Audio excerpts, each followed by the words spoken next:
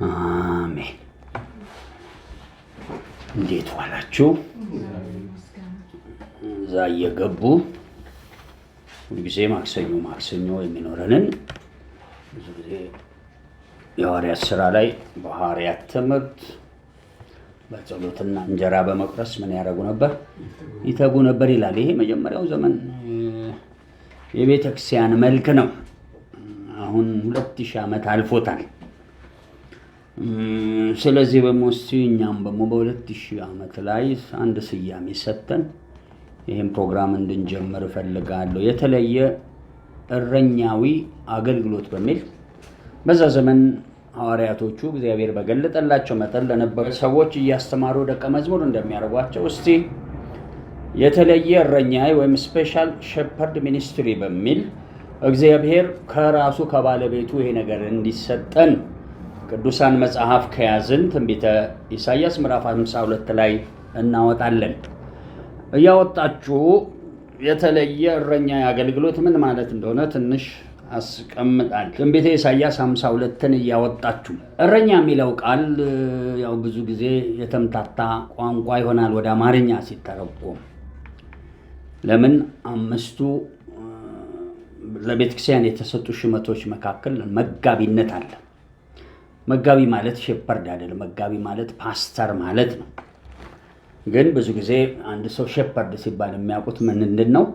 መጋቢ ነው። ግን ታላቁ እረኛችን ይለዋል ኢየሱስ፣ የበጎቹ ታላቁ እረኛ።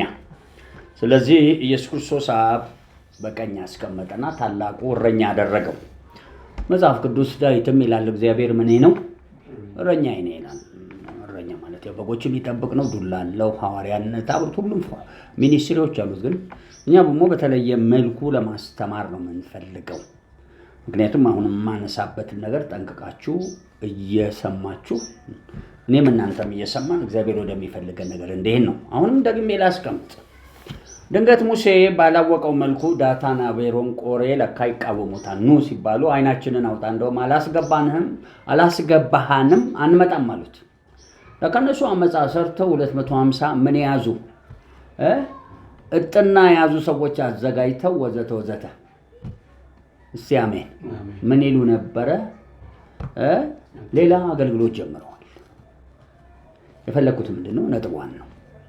እና ይሄ ነገር ሙሴ አጎንብሶ ሰገደ። ነገ መሰዊያው አጠገብ ቀረቡ አለ። እንደዛ ወዘተ ወዘተ አደረጉ። ከዛ ውስጥ የምፈልጋት ምንድነው? ሙሴ በዛ ሂደት መካከል ድንገት እግዚአብሔር ክብር መጣ እና ሙሴ የሚያውቀውን አይደለም የሚያየው፣ ድንገት እግዚአብሔር የሚፈልገውን። ዛሬም እሱ ነው ለምሳሌ መፈልገው፣ ለኔም ነው ለእናንተ ብቻ። ድንገት እግዚአብሔር በእኔ ፈቃድ ሳይሆን በሱ ፈቃድ እንደተጠራው ታውቁ ዘንድ እነዚህ ሰዎች በቁም ከሞቱ እግዚአብሔር አልጠርግም። ድንገት ምድር ተከፍታ አዲስ ነገር ተፈጥሮ እነዚህ ሰዎች በቁማቸው ወይም በምን ውስጥ ከገቡ ሲኦል ውስጥ ከገቡ እግዚአብሔር እንደጠራኝ በዚህ አዲስ ነገር ነው የተፈታ። ብዙ ሰው ሞተዋል በተለያየ ዘመን። እንደዚህ ሞተው አያውቁም። አዲስ ነገር መሆን። ስለዚህ ዛሬም አዲስ ነገር እንጠብቅ። እንዴ በጋራ ላስቀምጠው። ለምን ትልቁ እረኛ ወይም የመጀመሪያው እግዚአብሔር እረኛዬ ነው የሚለው እግዚአብሔር በጸጋ ዙፋን ላይ የተቀመጠ እረኛ ነው። ሁለተኛ በቀኝ የተቀመጠ፣ ሶስተኛ መንፈስ ቅዱስም እረኛ እንደሆነ መጽሐፍ ቅዱስ ያስቀምጣል። ለምን ከኔ በኋላ የሚመጣ ብሎ የመለኮት ሶስተኛ ክፍል የሆነው ወይም የእግዚአብሔር መንፈስ የሚባለው ለምፈልገው ስራ በርናባስና ጳውሎስን ለዩልኝ እንደሚል ሶስተኛ እረኛችን ሆኖ ይገኛል፣ ወይም መሪና አዛዥ ይባላል። ስለዚህ እነኚህ ዋኖቹ ዛሬ የሚፈልጉትን ሐሳብ ለማምጣት የተለየ እረኛዊ አገልግሎት በሚል ወደ ውስጥ ልገባ ነው። ስለዚህ የምትጠብቁት ነገር የተለመደ ከሆነ ምንም አገልግሎት ልክ ሙሴ በየጊዜው አዳዲስ ነገር እየተፈጠረ እንዳለ ዝግጅት ይፈልጋል። እንዲህ አይነት ነገር ቅብዝብዝ ሰዎች፣ ገና ምንም ያልጨረሱ ሰዎች፣ ገና አይምሯቸው ዓለማዊ የሆኑ ሰዎች ብዙም ላይገባቸው ይችላል። ለምኑም እዚህም የገባችሁ ጭምር ጥቂት ደቂቃ ከዚህ ቃል ልጀምርና እግዚአብሔር እረኛችን የሆነው ወይም ታላቁ እረኛ ከዛም ታላቁ የእግዚአብሔር መንፈስ አንድ ላይ ሆነው በእግዚአብሔር የስልጣን ቃል ውስጥ እስቲ ዛሬ ምን ሊሉን ይችላል? ትርምስ አለ። ስለዚህ ያን ትርምስ ለመጠራረግ ከዚህ አሁን ካሳየኝ ነገር እጀምራለሁ። ላንብብ። ትንቢተ ኢሳይያስ 52 ቁጥር 1 ላንብብ። ጽዮን ሆይ ተነሺ፣ ኃይልሽን ልበሺ ይላታል። እንግዲህ ተምሳሌቱ ወደኛ ማዞር የኛ ፋንታ ነው። ቅድስት ከተማ ኢየሩሳሌም ሆይ ያልተገረዘና ርኩስ ከእንግዲህ ወዲህ አይገባምና ጌጠኛ ልብስሽን ልበሽ ብሎ ጽዮን እንድትነሳ ይናገራታል። ምኗን እንድትለብስ? ኃይሏን። እኛ በአዲስ ኪዳን ክብር ውስጥ ነው መክተት የምፈልገው፣ ወይም እግዚአብሔር አሁን ወደ አሳየኝ መገለጥ ማምጣት ነው። ስሙት ቀጥሎ እንዲህ ይላል፣ ኢየሩሳሌም ሆይ ትቢያሽን አራፊ፣ ውርደትሽን ምናምንሽን እንደውም ተነሺ ተቀመጪ ይላል። አፈር ላይ ነበረች፣ ተነሺ ተቀመጪ። ምርኮኛይቱ የጽዮን ልጅ ተማርካ ነበር፣ የአንገትሽን እስራት ምን በይ ፍቺ ይላል። ከዛ አዲሱ የእንግሊዘኛው ትርጉም ሂጅና ዙፋንሽ ላይ ተቀመጪ የሚላል። ከዚህ የመጀመርበት ምክንያት እዚህ አሁን ይሄ በማት ነገር ብሏል። እኔ ሁሉንም አላነበው 52 ቤት አንብቡ። የምንፈልገው ምንድን ነው? የመጀመሪያ አሁን ያሳየኝ እንዳገለግለው መፈልገው እግዚአብሔር ልጁን ልኮ መንግስቱን በመጥምቁ ዮሐንስ አምጥቶ በክርስቶስ ውስጥ ራሱን ገልጦ መንፈስ ቅዱስ ተሞልቶ ተራምደው ቀራንዮ መስቀል ላይ ክርስቶስ ኢየሱስ ተሰቀለ። ሲሰቀል ይህ መስዋዕትነት ብዙ ሰዎች በደንብ አላስተውሉትም። ይህንን ነው የምፈልገው። ጽዮን ሆይ ተነሺ ጌጠኛ ልብስሽን ልበሽ የሚለው ለምንድን ነው የፈለግኩት? የቀደመ ዓለም ነበረ። እግዚአብሔር በዘላለም ዓለም ይኖራል። የመላእክ ዓለም ሶስቱ ሰማይ ፈጠረ። በሞዚ አንደኛ ሰማይ እኛን ፈጠረ። ብዙ የደንገነት ምናምን እሱ ጋር ይሄ አንድ ላይ ባለበት እግዚአብሔር አዲስ ኪዳን መክፈት ፈለገ። አሁን ከዚህኛው እይታ ወደዚህ እንድትሻገሩ ነው መጀመሪያ ያሳየኝ። ይሄ ነው ለኔም ነው ምን ለመስማት ስፔሻል እረኛዊ ምኖች አገልግሎቶች ወደ ውስጣችን እንዲገቡ ከመነሻው ሐዋርያቶች ጭምር እዚህ ጋር ጥቁር ድምፅ አላቸው፣ የመሸነፍ ድምፅ።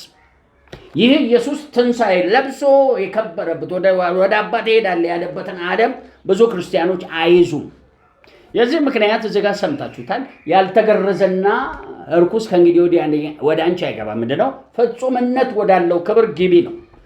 ያን ፍጹምነት ትንሽ ላነሳ ነው እንግዲህ የፈለኩት። እዛ ላነሳ ስፈልግ እንግዲህ ሐዋርያቶች ይሄን ልምምድ ለመለማን በጣም ተቸገሩ።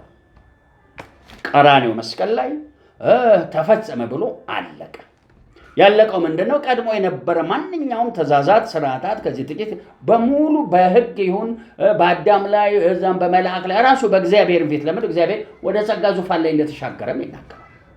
በሙሉ ጨረሰ። ሲጨርስ ወደ ታች ወርዶ በሲኦል ለነበር የሰው ልጆች ነው የሰበከው። ለመላእክ አልሞተም። ኢየሱስ የሞተው ለሰው ልጅ። ከዛ ያሉትን ይዞ እዚህ ጋር ይህንን የሚበሰብስ ወደማይበሰብስ ለውጦ ከታያቸውን፣ ምክንያቱም እነሱ የሚያውቁት የቀደመውን ሰማይና ምድር የቀደመውን የሙሴ ሕግ ነው። እንደዚህ የድሮውን በሉ ዲማርኬሽን እለዋለሁ አንዳንድ ጊዜ። ይህንን አልፎ እዚህኛው ገብቶ ነው ወደዚህ የምንመጣ። አሁን ችግራችን እዚህ አንገባም። ካለመግባታችን የተነሳ ይህ የተሸናፊነት የቀደመው ሰማይና ምድር ድምፅ ይረታናል። ለምሳሌ መቅደላዊት ማርያም እዛ መቃብር ሄደች። አስፈላጊም አልነበረው። መልአክ አንከባለለላት። በኋላም ኢየሱስ ተገለጠላት። ወደ አባታችሁ ወደ አባቴ ወደ አምላካችሁ ወደ አምላኬ አረጋለሁ ብለሽ ንገሪያቸው የሚል መልእክት ይሰጣታል። ምን ማለት ነው? ያረገውን እግሩ ሰልቶ እንዳትነኪኝ አላረኩም ብሎ በክብር እንደነበረ ይናገራል። አንዳንዴ ከሕማማቱ በኋላ የሚል ቃልም ይጠቀማል። የፈለኩት ምንድን ነው? ብዙዎቻችን እዛ ተሻግረን ስለሌለን እሱን ለማስተካከል ነው። ጽዮን ከእንግዲህ ወዲህ ምርኮኛ አይደለችም። አመድ ላይ አልተኛችም። ጌጠኛ ልብሷን ለብሳ ተቀምጣለች። እዛ ጋር እንሂድ ነው። እንድንሄድ ስንፈልግ ደግሞ የ2000 ዓመት ችግር አለብን። ዶክትሪን የብዙ ዶክትሪን ይህም 2000 ዓመት ከሐዋርያቶች ነው በኋላ መጀመሪያው። ለምን? ሐዋርያቶች ራሳቸው ምስክር ሆነው ከቆሙበት ሌላ ይገለጡበት የነብይ ተረድተው ተገለጥንበት የሚለው ነገር ጥላ አለው።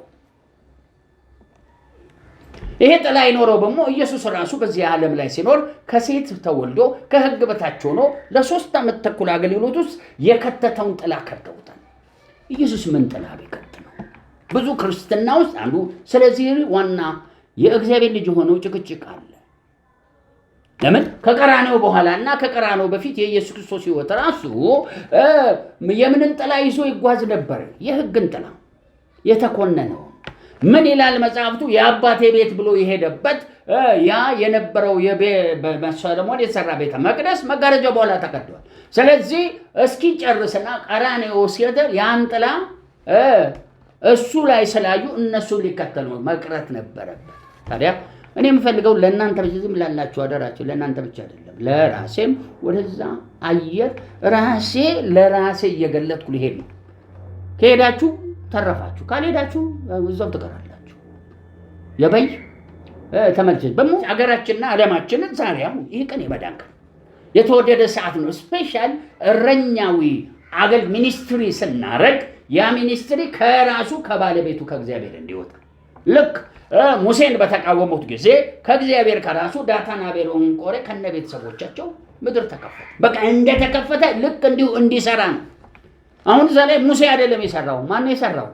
እግዚአብሔር። በሌላ ቦታ ልውሰድ ደግሞ ኤልያስ የሚባል ከኤልሳ መንፈሱ በጥፍ ያልሆነ እስቲል ሂድ ለአክዓብ ተገለጥ ሲለው በእግዚአብሔር ነው የተገለጠው። ስለዚህ አሁን የእግዚአብሔር መገለጥ የሚባል ልምምድ ብዙ ክርስቲያን የለውም። ዝም ብሎ ጥቅስ ጠቅሶ በራሱ ነው የሚሄደው። ክርስቶስ ኢየሱስ ሲገለጥ የምታገኙትን ጸጋ ተስፋ አድርጉ ይላል ጴጥሮስ ከነጥላው በተረዳው መጠን። አሁንም ያን መገለጥ ለማንቀሳቀስ ነው የፈለኩት። ያን የፈለኩት ደግሞ እግዚአብሔር ፊት ስጸልይ ስለተለያዩ ያሳየኝን ራእዮች ለማስቀመጥ ገፋ አላረገው ነው። ወዴት እየገፋሁት ልሄድ ነው? እንግዲህ ሰማችሁ። ወደ አባታችሁ ወደ አባቴ ወደ አምላካችሁ ብሎ ኢየሱስ ገሊላ ጠብቁኝ አለ። እነሱ የተፈጥሮ ዓለም ተሸናፊዎች ናቸው። ሁለተኛ መንፈሱ ዓለምም ወዴት ሊሄድ እንዳለም ስለማይገባቸው ገሊላም አይሄዱ። በቃ እንዲህ አይነት ጴንጤ ከሆንክ እዚህ ምን ማሰብ የምትባሉትን ተከትላችሁ ግቡ። ድሮ አለ እኛ ማቴማቲክስ ስንማር የሚተኙ ልጆች አሉ። ሰውየው ኤክስ ምናምን ሲያበዛ አይከተሉም። የማይከተል ክርስቲያን ምንም አይሰራም። እኔ ድሮ ትልቁ ቤተክርስቲያን ነበር። ጧጧ ሌሊት ጸሎት ስንሰበሰብ ልክ እየተጸለየ ተነሱት ሲባል የሉም። አንዳንዱ ተነስና ወጣዛ እዚህ ማንቀላፊያ መሰለ ቤተክርስቲያን ወደዛ ጋር ቆምና አብረዛል። አይ ምን መሰል ምክንያት አያስፈልግም። አንዱ ሰው ለስንፍና በር ይከፍታል። ሁልጊዜ በህይወታችሁ ለስንፍና በር አትክፈቱ። የደዛ ቆም ካለዛ ሄድ በቃ ያንተ እንቅልፍ ሌላውን ሁሉ ይዞ ይሄዳል። እንግዲህ ክርስትና መንቃት ይፈልግ። ለዚህ ደግሞ ብዙ ለዚህ ነው ኃላፊነት ብዙም አልወድም ለሰዎች መስጠት። ምሳሌ ሁላችሁ እዚህ ጥላው አገልግሎቱ ላይ ኢየሱስ ድንገት ማርታና ማርያም ቤት መጣ። የመጣው ዝም ብሎ ስራ ሊያበዛ አይደለም። እስቲ አሜን ሊጎበኛቸው ነው። አንደኛው በልግ በላ ተርቧል ጎረቤት ሄዳ እንጀራ ታመጣ የማትሰራው ስራ የለም የጋበዘችውን ስለማታውቅ። አንደኛው ደግሞ ቆቆበይ እኔ ምን አንቀጠቀ እዛው ወሬስ ስፈር ገደል ትግባ ብላ ምን አረገች? እግሩ ስር ቁጭ አለ። ያችኛው ሮጠች፣ አየች፣ እንደማይሆንላት አወቀች። ድሮም ጌታን ይዞ ኖርማል ህይወት መኖራቸው በጣም ያመጣበት ችግር እኮ ምንድን ነው? ኢየሱስ እዛ መጣ ሲባል ጠቅላላ ሰው ግቢው ሞላው። ከ12ቱ ሌላ እሷና አልዓዛር 3 ናቸው። የሚጋግሩት እንጀራ ምናልባት የ2 ቀን ነው ከዚህ ወይ 3 ቀን። ከዛው ከየት አምጥታ ተሰጠ? እንዴ ብላ ነው የምትሯሯጥ? አላስፈላጊ። ከዛ መጣችና እንዲህ ስጨነቅ አይገድም እህቴን ንገርልኝ። እንግዲህ ምን የሚያህል ጌታ አምጥተው ስለምን ሊያወሩ ይፈልጋሉ? ስለ ምግብ። ምክንያቱም የአበሻ ምንድን ነው ታውቃላችሁ፣ እንግዳ ጋብዘ መሯሯጥ በጣም ደስ ይላል። ጌታን ጋብዛ ልትሯሯጥ ባለችበት ጌታ ደግሞ አንቺ እኮ ስለ ብዙ ትታወይ የሚያስፈልግ አንድ ወይ ጥቂት ነገር ነው። እሷ መልካም እድል መጣለች፣ አይወሰድባት። አንድ ወይ ጥቂት ምን ማለት ነው? አጭር ታምራት ሰሪ ነኝ፣ አዲስ ነገር መፍጠር ይችላል። እንዲህ አዝንቤ ምን ማምጣት ይችላለሁ? ምግብ ከነሳህኑ። ችግሩ ጴንጤ፣ የአሁን ዘመን ጴንጤ እንዲህ አይነት ነገር ገና ሲነገር ጥል ይጀምራል። እግር አለ ስራ ተብሎ ጥረግረ ብለ ተብሎ ያሁን የቀድም አሁን እዚህ ጋር ጆሮአችንን የያዘውን ዓለም የምንከተል ህዝቦች ነው። ስለዚህ ምን ይደረጋል? ለዚህም የምስራች አለ። ለምን ኢየሱስ እዚሁ ዓለም ላይ ጥላውን እንኳን ይዞ አንድና ጥቂት ነገር ብታመጣ ባርኮት ያ ሁሉ አይደለም። ሜዳም ካለ ሰው ይበላል። አብልቷል። 5000 ሰው ሜዳ ላይ እዛ ተራራው ላይ በረሃ ነው አብልቷል። ሲያልወታተፍም በል ደገሙት። በቃ ይሄን አለመወታተፍ በመቀስ እዚህ ማከላቸው ይሄ በቃ ኢትዮጵያ ውስጥ መወታተፍ የተለመደ ነው። እየቀነሱ ጠቅላላ ጠፋዋል። ምክንያቱም የዋሆች አህዛብን ምን ይላሉ? ይገዛሉ። ይሄ የሚሰራ ስራ ምናምን የሚሰሩ ሞልቷ የሚገዙ አሕዛቦች አሉ። ምግብ ቤቶች ሁሉ የኛ ናቸው። ወደዛ ጸጋ መግባት ይቻላል። ድሮ ገብቻለሁ እኔ አሁን እየተወኩ የመጣሁት እንጂ እኔ መባከን እንደማልወድ አንዲት ብርጭቆና እናንተም ህይወት ውስጥ እንዴ ነው የሚያስፈልገው ነገ ጥሪ ለማምጣት። ስለዚህ ወደ ቦታ ለስ ይህች ሴት የምትባከንበትን በትክክል ኦፕሬት ለማድረግ ስላልቻለች በቃ አትሊስት ያቺ መልካም መረጡ እመለስ ቦታ መቅደላዊት ማርያም ካየችውና የሁሉ ከሆነ ወዲህ ደቀ መዛሙርቶቹ ከዚህኛው ዓለም ጋር የተያዙ ናቸው፣ አይላቀቁም። ለዛውም ገሃዳዊ። እኛ ደግሞ መላቀቅ ገሃዳዊ ብቻ አይደለም፣ በሰማይ እግዚአብሔር ያዘዘው በመሃል ያለውን አትብሉ ተብሎ የታዘዘ የሥጋሞች ጭምር ተሸንፏል። በትንሣኤ ኃጢአት ተሸንፏል። ኃጢአት ትእዛዞች ሁሉ ፈርሰዋል።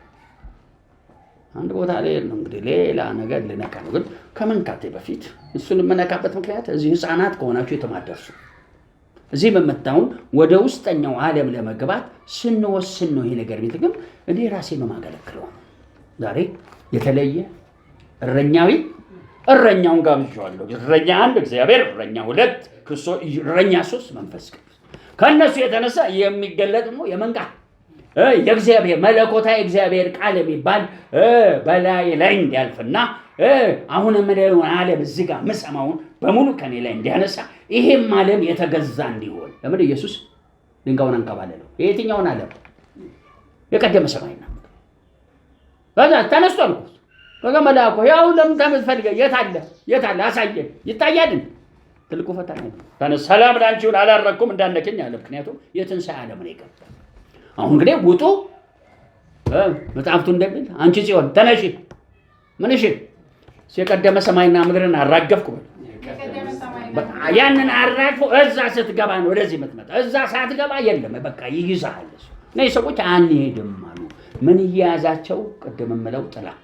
ኢየሱስ አይሁዳዊ ነኝ ይላል። ኢየሱስ ሕጉን ይከተላል። ኢየሱስ ሰው ነኝ ይላል። ኢየሱስ ራበኝ ይላል።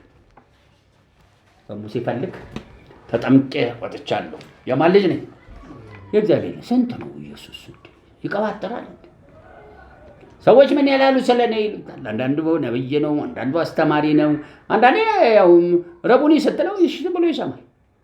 አንድ ቦታ ይሄን ቀበሮ ነገር ወጥቶ ነብይ ከመን ውጭ ከኢየሩሳሌም ነብይ ነኝ ይላል።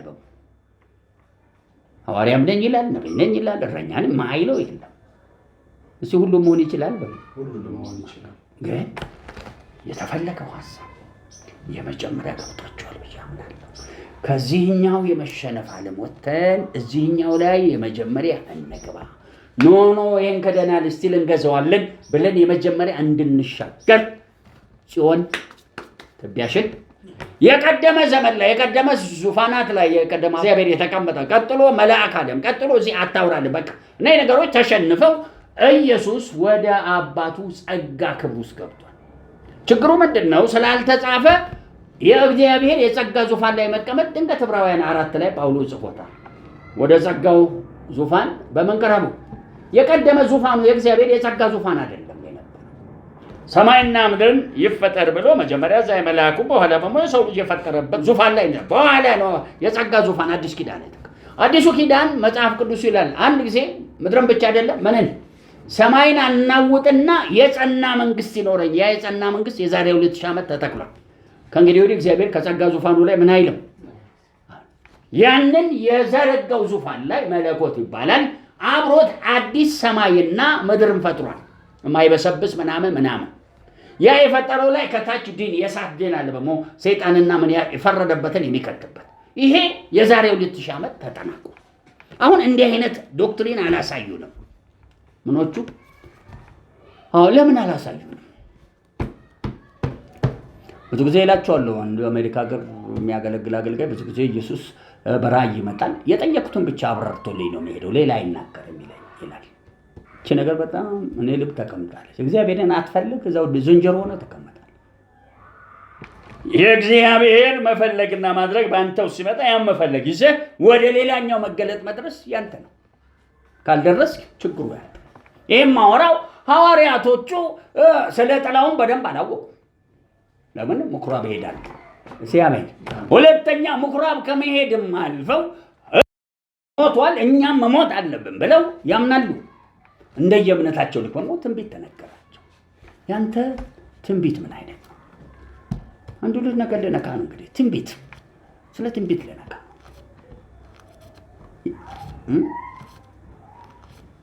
የነቢያት መንፈስ ለነቢይ ምን ይላል? ይገዛል ይላል ጳውሎስ አንደኛ ቆሮንቶስ 12 ሲያስተምር ሲያሳይ 12:13 ላይ ሲያስረዳ ምን ማለት ነው? እንግዲህ ይኸው ከበድ ያለ ነገሮች እንደተገለጠልኝ ላስቀምጥ ነው። ለምን አስቀምጣለሁ?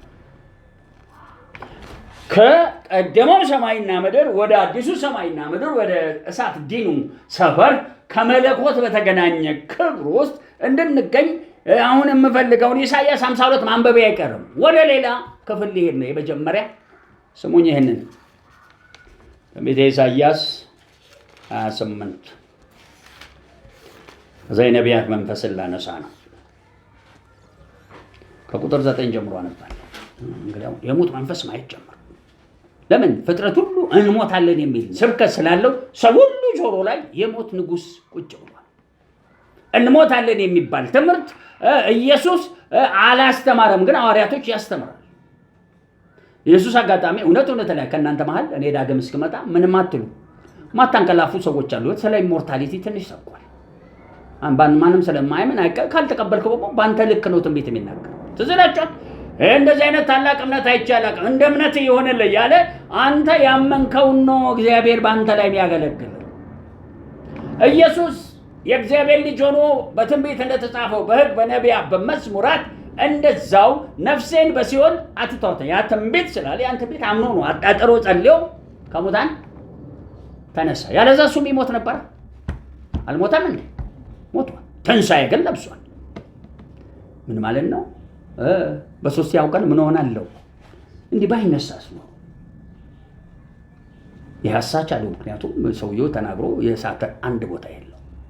ሰውየው ለበለኝ በእነሱ ቋንቋ ተርመስመሳለሁ። ሰው ሲመጣ ተርመስመሱ ነው ማለት አንድ ሰው ጋር ያለ ሰው ወደዚህ ይመጣ ምሬት ከፍተኛ ምሬት ላይ ያለ ሰው እናንተስ እንዴት ናችሁ? ቦታዬ ላይ ልመለስ። ኢሳይያስ 28 ቁጥር 9 ላንብብ።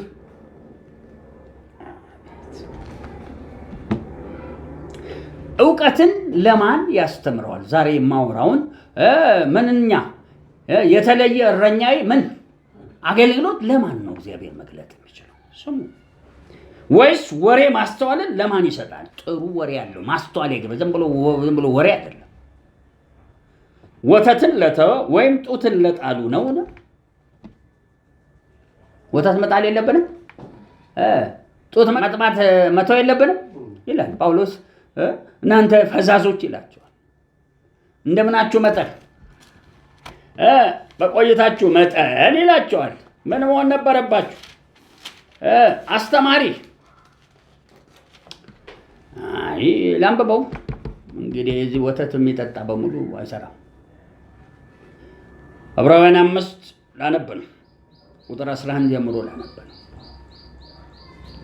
እንደነዳኝ የሚሄድበት ምክንያት እሺ እኔ የምፈልገው ዘመኑ ላይ ጣልቃ እንዲገባልኝ ነው። እናንተም በዛ ውስጥ ለእናንተም ጣልቃ ገብቶ ወደሚፈለገው ሊሄድ ነው።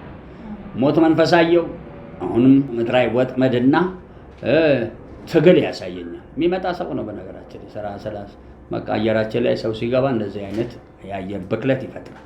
ላንብብ።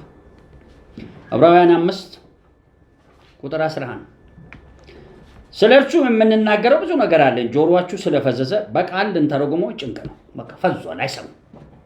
ስሟቸው።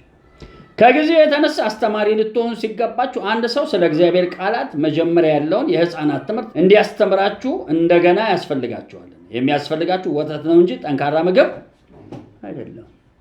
አንድ ሕዝብ በእግዚአብሔር ቃል እንዲህ አይነት እንደኔ አሁን ማስተምረው ነገር ውስጥ ሕፃንነትን ያልተወ ክርስቲያን ሊያወራ ይችላል፣ ግን አይዘልቅም። ስሙ ቀጥሉ። ወተት የሚጋት ሁሉ ሕፃን ስለሆነ የጽድቅን ቃል አያውቅም። በቃ የጽድቅ ቃል አያውቅም። አንድ ሳለች ሕፃን በልቡ ሕፃን ባይምሮ የሆነ ሰው ሊነድ ይችላል፣ ግን አይችልም። እግዚአብሔር ሊጠቀምበት አይችልም እንዴ? እሺ አያ ሁልጊዜ አይጠቀምባ ሁልጊዜ ሕፃን ሆነ አይዘለይ ላይ መጽሐፍ ቅዱስ ላይ እስራኤሎች ከግብፅ ምድር ወጣው ሕፃን እንደሆኑ ሊገቡ ፈለጉ ምድረ በዳ ቀሩ። ሁልጊዜ ሕፃንነት መንፈሱ ዓለም የለም ስጋ ውስጥ አለ ዘመ በላ እየበላ እየጠጣ 30 ዓመት ላይ ጺም አውጥተው ያልጡጦ ስጡኝ በተን እሺ ቤተሰብ ራሱ ያባረራል። የተፈጥሮ ሕግ እንዳለ የምን ሕግ አለ? የመንፈስ ሕግ አለ። ላምበር ቁጥር 14 ጠንካራ ምግብ ግን መልካሙንና ክፉን ለመለየት በስጋቸው የለመዱ ልቦና ላላቸው ለፍጹማን ሰዎች። ስለዚህ ወደ ፍጹምነት ሊገባ እየጎተቱ እዛ ላይ ነው። ቤቢነስን አውጡ፣ ልጅነትን አውጡ። ወደ በሰሉ ሄደን እዚች ምድር ላይ ሊጨብጠን የፈለገውን ለመጨበጥ እንችል። አሁን የቀደመ ሰማይና ምድር ይዋያል ሞታየው ባባባ የሚባለው አንድ የሚታየው ነው። እኔ እኮ ችግሩም መሰላችሁ የቀደመ ሰማይና ምድር ሲባል መጽሐፍ ቅዱስ ይናገራል። የቀደመ ሰማይና ምድር አለፈ ሲባል የማይታየው ዓለም ከመለኮት ጀምሮና አብሮ ያለ ይሄ ገሃዱ ዓለም የሰው ልጅ በሞ ገና ተጨራምቶ የምድር ስልጣን የምድር ኑሮ ባል ትዳር በላይ ይሄ ብቻ ዓለም ነው የሚያውቀው። ወደዛ ወጥቶ የመንፈሱ ዓለም ኢየሱስ ያስወጣ እንደነበረ ይህ መንፈሳዊ ስልጣኖች በዚህ በቀደመው ሰማይና ምድር ያለው ገና ያላወቀ ህዝብ እንዴት ብለን ነው ስለ አዲሱ ሰማይና ምድር ያው ኢሞርታል ዘላለማዊ ዓለም ልንሰብከው የምንችለው? ሐዋርያቶቹም የሆነው ችግራቸው ሊሰበክላቸው አይችልም። ለምን? በሶስተኛው ቀን ተነስቶ ገሊላ ሄዱ። ተሰብስበው ምንድን ነው የሚያወሩት? ኧረ እነኚህ አወሩ ሄደን ሮጠን ማየን ሬሳ የለም ብለው በር ዘግተዋል። ለምን? ወዲያው ወሬው በመላው ኢየሩሳሌም ኢየሱስ ከሙታን ተነስቷል የሚል ወሬ ተነሳ። ስለዚህ አይሁዶቹ ዛቻ ያዙ፣ ያዛቻ ጨመደዳቸው። አየር ላይ ሁሉ ነው የጨመደ። ስለዚህ በር ዘግተዋል። ስለዚህ እነኚህ አሁን ስለ የመሰራች ምናምን ልታወራላቸው አትችልም። ኦልሬዲ ጨምድዷቸው ይሄ ጨምድዶ ቋዛ ይሄ ማወራው ለእናንተ መጨምደድ ብቻ እዚች ምድር ላይ የሞት መንፈስ አለ ተመቶ ይሄዳል። እሱን ለመጨምደድ ስንፈለግ አሁንም ማወራው ፍጹማን ሰፈር ላይ ስለመሄድ ነው እያነበብኩ ያለሁት። ልመለስ እዛው ኢሳይያስ 28 ቁጥር 10 ትእዛዝ በትእዛዝ ትእዛዝ በትእዛዝ ሥርዓት በሥርዓት ሥርዓት በሥርዓት ጥቂት በዚህ ጥቂት በዚያ ነው። በባዕድና በልዩ ልሳን ለዚህ ሕዝብ ይናገራል። እርሱም ዕረፍት ይህች ናት፣ የደከመችውን አሳርፉ፣ ይህች ማረፊያ ናት አላቸው። እነሱ ግን መስማትን እምቢ አሉ። ለምን እምቢ አሉ?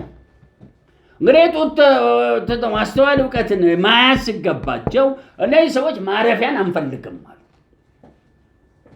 አንዳንድ የእስራኤል የዋህ ርግብ ነው ይላል ኤርምያስ ላይ። ምናቸውን አያውቁም? አምላካቸውን አያውቁም። እዚህም የእግዚአብሔር ነገር ሊሰጣቸው ዕረፍት ይችን እምቢ ሲሉ ይሄው የእግዚአብሔር ቃል እንዲህ ሆነባቸው። ላንበብ። ለሕፃናቶች እንዲህ ነው የሚሆነው። ይኸው እምቢ ላሉ ማለት ነው። ስለዚህ ሄደው ወደ ኋላ እንዲሄዱ እየሄድን ወደ ኋላ እንወድቅ ይሆን? ጎልያድ እንኳን ወደፊት ነው የወደቀው። በጣም ያሳዝናል። እዚህ እኮ እየሄዱ ወደ ኋላ እንዴት ሲወድቃል? ወደፊት እየሄድክ ሰው ሲወድቅ ወዴት ነው የሚወድቀው? በጣም ከሌለ ነው። የእግዚአብሔርን ቃል የናቁ ሰዎች በጣም የሚያሳዝነው እንደዚህ አይነት ሕፃናቶች ከመጥመዝመዙ የተነሳ እየሄዱ ይጥመዝመዙ ወደ ኋላ ነው የሚወድቁት። የምን የእግዚአብሔር ቃል ትእዛዝ በትእዛዝ ትእዛዝ በሥርዓት በሥርዓት በመሆኑ ይሄ ብሉይ ኪዳን ላይ የአዲስ ኪዳን የከፋ ነው። አሁን ማውራለ እነ ጴጥሮስ ወደ ኋላ ሄዱ። በቃ ጠላው ላይ ሄዱ፣ ተጨመዳደው እዛ እየተሰቀሉ ሞተው ለጊዜው ዳግም ሲመጣ ይነሳል። አሁን እንደምፈልገው ከዚህ መጨምደድ ወደዛኛው ሄድ ስትባል እየሄዱ ወዴት ይወድቃሉ? ይህን ጥምልምል ነገር በኢየሱስ ስም እግዚአብሔር ያነሳል። አሁንም ደግማለሁ፣ ልዩ ወይም የተለየ እረኝነት እየሰራ እንዲሄድና ወደ ሰጠኝ መልእክት ለመግባት የፍጹምነትን ዓለም ቋንቋ እንድንይዝ ነው የፈለኩት። ልቀጥል። ሄደው ወደ ኋላ እንዲወድቁ እንዲሰበሩ፣ በማወዳደቃቸው መጥፎ ነው ይሰበራሉ። ተጠምደውም እንዲያዙ የእግዚአብሔር ቃል ለራሱ የእግዚአብሔር ቃል ትእዛዝ በትእዛዝ ትእዛዝ በትእዛዝ ሥርዓት በሥርዓት ሥርዓት በሥርዓት ጥቂት በዚህ ጥቂት በዚያ ይሆንባቸዋል። ቀጥሎ ይናገራል። ከሞት ጋር ከሲኦል ጋር ቃል ኪዳን ገብተን እኛ አንፈልግም አሉት። ሕፃናቶቹ ብቻ አዋቂዎቹ ማመፁ። ስለዚህ እግዚአብሔር በጽዮን ምን አኖራለሁ የማዕዘን ድንጋይ ብሎ ያሁን አዲስ ኪዳን መጣ። አዲስ ኪዳን እንግዲህ ከዚህኛው ከብሉይ ኪዳን ሞር ወደኋላ የሚወስድ የሚያስቀምር ነው። ለምን ካልገባ የከፋ ነው። ለምኖች አይሆንም ለሕፃናት ለዚህ ዓለም አዋቂዎች አይሆንም ወንጌል። ለዚህ ነው ጳውሎስ ቀርቶ ለዚህ ዓለም ሰዎች ለአይሁድና ለግሪክ አይሆንም። አይሁድ ምን ይሻል? ምልክት ይሻል። ግሪክ ጥበብ፣ በቃ ጥበባዊ ነገር ይፈልጋል። እግዚአብሔር ደግሞ በጥበባቸውና ሊገለጣል። በምን ተገለጠ? በመስቀል እንኳን በሞኝነት በድካም ውስጥ ተገለጠና ትንሣኤ ወስዶ እዛ ግቡ ሲል እንዴት ይግባ ሰው ረፍቱን? ይኸው ዓለም ትተረማመሳለች። ይሄን የኛውን ዓለም ገንጥለን ልንወጣ ነው። ማያስፈልግ ወደዚህኛው ገብተን ይሄንን ልንገዛው ስንገዛው ዓለማችን ላይ ስለ ትንቢት ስጦታ እየተናገርኩ ሊሄድ ነው። ከሕፃንነት ውጡ፣ ስለ ሕፃንነት ስትወጡ እየተናገርኩ ሊሄድ ያለሁት የትንቢት መንፈስ ለነቢያት ይገዛል ማለት ከትንቢቱና ከነብዩ ማን ይበልጣል የሚል ጥያቄ እንድታስቀምጡ ነው የምፈልገው። አቤት ሰው እየመጣ ነው። በጣም ሙት መንፈስ በጣም እየተዋጋው ያለ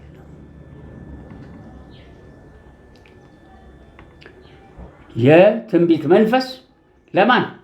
ለነብይ ይገዛል ካለ ነብይ ነው የሚበልጠው፣ ትንቢቱ ነው የሚበልጠው። አሁን አጋፖስ የታወቀ ምንድን ነው? ነብይ ነው። ነብይነቱ ይበልጣል፣ የሚናገረው ትንቢት ይበልጣል። መገለጥ አያስፈልገውም። ግን አንዳንዱ ጉረኛ ስለሆነ ወሬ ስለሚያውቅ የምን መንፈስ ይበልጣል ሊል ነው። የነቢያት መንፈስ ይበልጣል ሊሉ ነው። አይበልጥም። የሚበልጠው ነብዩ ነው። ነብዩ የትንቢት የመናገርን ስጦታው ሊገዛው እንደሚችል ይናገራል። ለምን አነሳው? እያነሳው ያለሁት እንደ እምነት ልክ ትንቢት ስለሚነገር ይህም ተጽፏል። እንዲያውም ጊዜ ሕፃናት ስለሆናችሁ እንግዲህ ወደዛ ሊዲዮ አላነበም እዛው እናንተ ታነበ ሮሜ ምዕራፍ 12 ከቁጥር 3 ጀምሮ እናንተ ሰዎች ከሚገባ በላይ አታስቡ ብዬ በጸጋ መክራለሁ ይልና እንደ እምነታችሁ መጠን ትንቢት ተናገሩ። ስለዚህ ትንቢት ራሱ ስጦታው መኖሩ ብቻ ነብይ መሆን ብቻ አይደለም። ምን ወሳኝ ነው? እምነት። ለምን አነሳው? ታላቁ እረኛ ከመጣ በታላቁ እረኝነት መጠን ያለ ምን አለ ማለት ነው? ትንቢት አለ። ሌላውን ትንቢት ሁሉ የሚሽር ለዚህ ነው ጳውሎስ ይናገራል፣ ትንቢት ይሻራል። ታዲያ ወዴት ልወስደው ነው? ከሕፃናት ዓለም ወጥቼ እኔ እንግዲህ አሁን ችግሩ ምንድነው? ለራሴ እያገለገልኩ አንዳንድ ጊዜ በጣም ይቸገራሉ ለእናንተ እንዴት መድረስ እንደሚችል። ለምን እኔ መገልገል ሲጀምር ከፍ እያለ ይሄዳል። ስለዚህ ሕፃናት ያንቃቸዋል፣ ወይም ይሮጡና አንድ ቦታ ምን ይሆናል? ይቆማሉ። ስለዚህ ዝም ብዬ መቀጠል አይቀርም። ለምን እኛ ለውጥ ነው የምንፈልገው። ጦርነት ሲካሄድ ሕፃናት ተይዞ ይኬዳል? አይኬድም። አሁን ወደ ጦርነት ዘልቀን እየገባን ነው። ስለ ትንቢት ስጦታ እየተናገርኩ ነው። እስቲ አሜን። ዮሐንስ ራዕይ ምዕራፍ 22 ላይ ሊሄድ ነው። ትልቁ መጽሐፍ ቅዱስ ላይ ዛሬም ሰዎች ሁሉ በጣም ግራ የተጋቡበት የዮሐንስ ራዕይ ምን እናድርገው?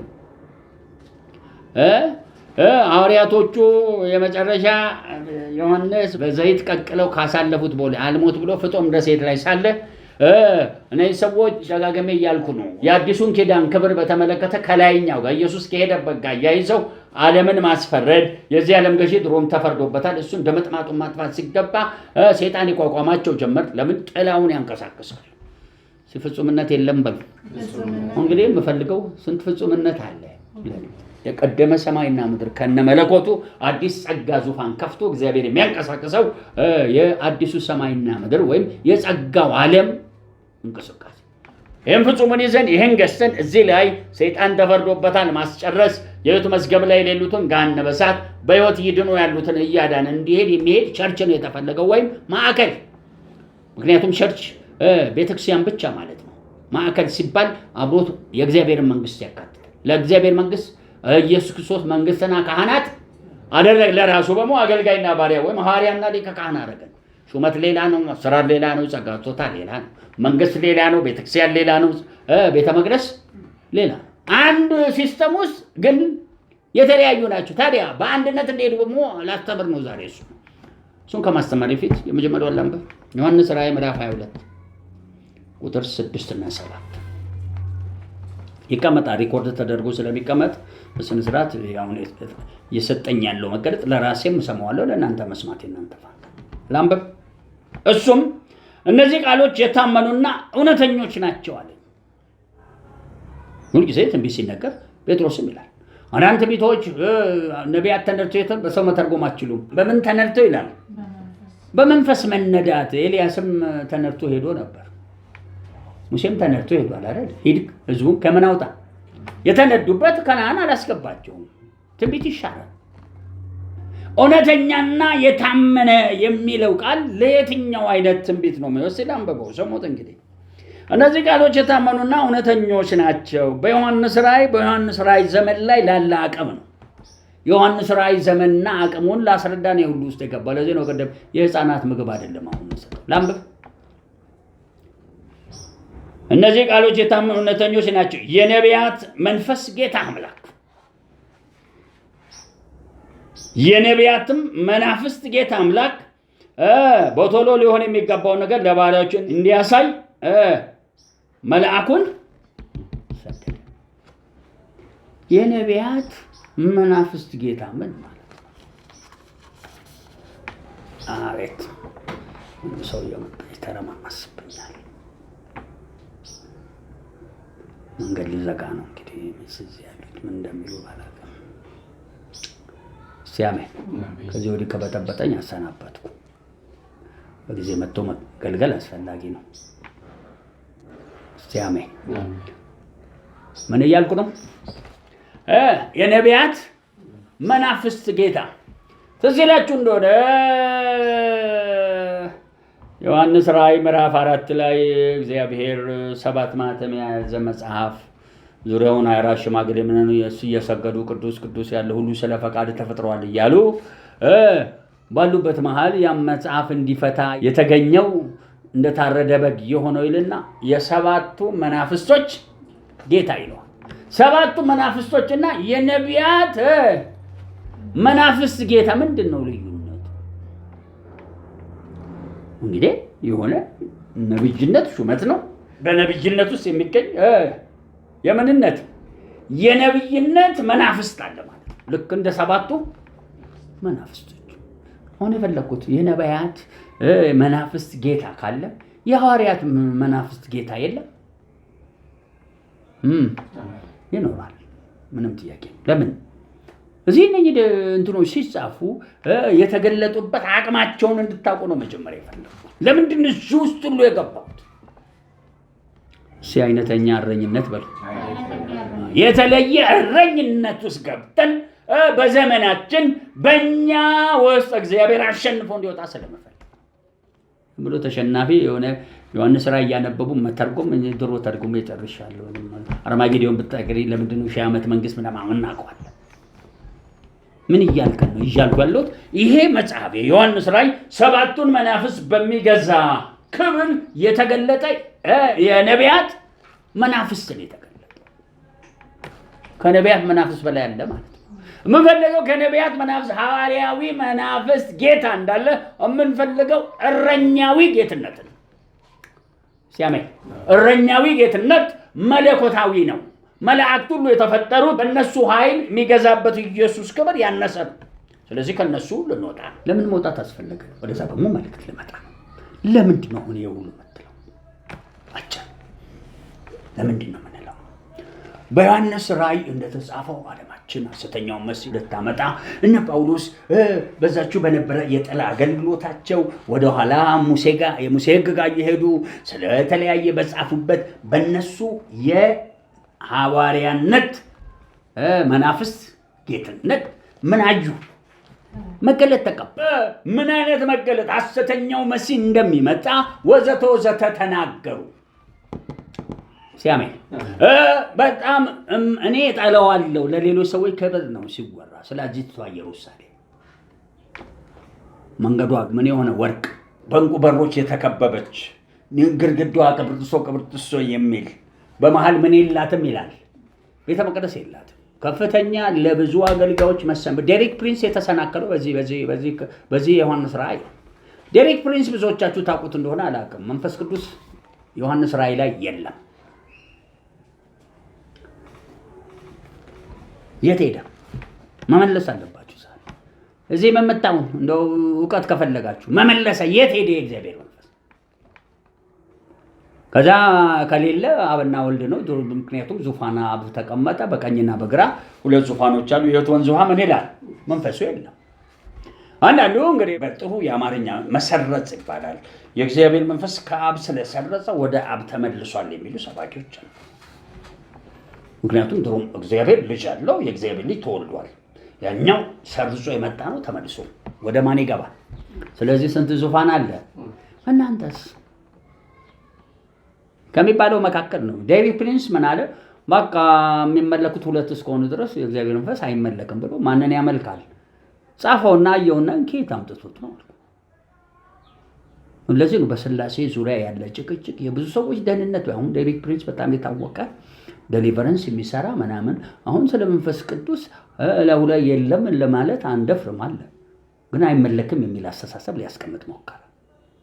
እንዴት ትላለች? አለመመለክ ብቻ አይደለም፣ ስለ ፍርድ ክርስቶስ ኢየሱስን የማያውቁ ከዚህ ሲሞቱ መንግስተ ሰማያትም ወይም ሲኦልም ቢሄዱ በሙታን ትንሣኤ ጊዜ መጥቶ ይፈረድባቸዋል የሚሉ አስተማሪዎች አሉ። ይተርፍ ይሆን እነሱ?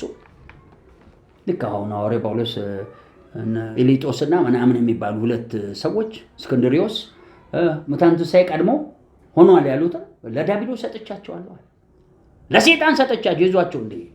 እዚህ እነኛ አይነት ኤረሮች ምን ያህል ያስከፍሉናል? ለዚህ ነው ዛሬ አሁን እሺ የተለየ እረኝነት በለው በቃ እዛ ድረስ ገብቼ ነው ለነካ እየተንቀሳቀስኩ። እንግዲህ በጣም የሚያስፈራ ነገር እያነሳ የመንፈስ ቅዱስ መጋይ ወዴት ሄደ? ከዛስ አሁን ምን እያስረዳው ነው? ዮሐንስ ራእይ ሲጻፍ እነ ጴጥሮስ እነ ጳውሎስ በጥላው ዓለም ስላሉ ከቀደመ ሰማይና ምድር ጋር የተያዘ የእምነት ልክ ነው ያላቸው። እንሞታለን እንደ ኢየሱስ ሲመጣ ደግሞ እንነሳለን የሚል ስብከት ነው ያላቸው። ኢየሱስ ይሄን ስብከት በተመለከተ ለአንዳንዶቹ እንደማይሞቱ እንደውም ዮሐንስን ይዞ ሲሄድ አይሞትም ብለው ነበር። ውሸት ነው አለ ዮሐንስ። ትክክል ይሞታል፣ ሞቷል ዮሐንስ አርጅቶ። ለምን? እነሱ ሁሉ የእምነታቸው ልክ ምን እንደሚሉ ነው እንደሚሞቱ።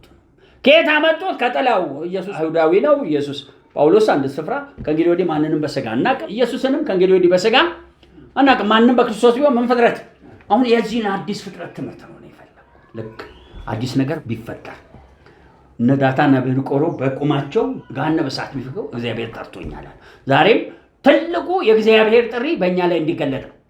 አዲስ ነገር ምን ሆነው ተፈጥሮ ከነበረ እውቀት አዲስ የታወቀ እውቀት እሱ ነው እየቆፈርኩ ያለሁት። እኔ የቆፈረው በነገራችን ላይ እንግዲህ አንተ መስማትና ምን ማድረግ አንተ።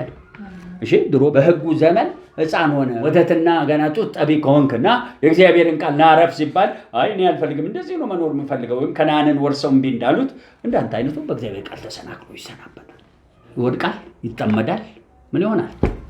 ይያዛል። አንዳንዶቻችሁ በቃ ወጥመድ ውስጥ ገብታችሁ የእግዚአብሔር መረዳት ወደ እናንተ አልፎ አይሄድም። እንደዛ እንዳይሆንብን በኢየሱስም ጸጋ ያግዝ። እንግዲህ እዚህ አሁን ያነበብኩት አንድ ሐሳብ የነቢያት መንፈስ ለነቢይ ከተገዛ የእግዚአብሔር ክብር አገላለጡ እንደ አንተ ላይ እንደተገለጠው አሰራር ሹመትና ጸጋ ስጦታ ከአብ ከወልድ ከመንፈስ እንደ ከፍታው ነው። ስለዚህ ነው የምናወራው የተለየ ምናዊ አገልግሎት እረኛዬ ስንል እረኛ የሚለውን ቃል አስረዳው። አሁን በጸጋ ዙፋን ላይ የተቀመጠ እግዚአብሔር የሚባል ምናዊ ማንነት ያለው መለኮታዊ ሳነሳ በጣም ወደ አንድ ልብስ መለኮታዊ ሲባል የቀደመ አሁን የፊቱን ሁሉ ይዞ በአንድ ጊዜ ሁሉ ስፍራ ሁሉም ማድረግ የሚችል ማንነት ማለት የኋላውን ወደ ያቃል አሁን ያቃል ዙሪያውን በሙሉ ከላይ እስከታች ያቃል። በቃ መለኮት በራሱ ሌላ ትምህርት ይፈልጋል። ከፊት ያለውንም ያቃል ሲያመኝ ልክ መልአካዊ አገልግሎት አሁን ዮሐንስ ራእይ ላይ መልአክ ነው የነካ በቦታ በጊዜ በሁኔታ የተወሰኑ ናቸው።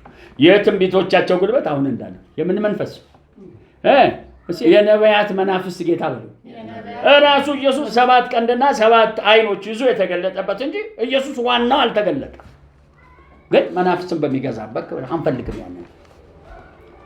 ታዲያ በዛ አይሰራም እንዴ አለን። ግን መንፈስ ቅዱስ ዮሐንስ ራእይ ላይ የለም። እኛም ፈልገዋለን። በምን ደረጃ ያለው መንፈስ ቅዱስ ነው የምንፈልገው?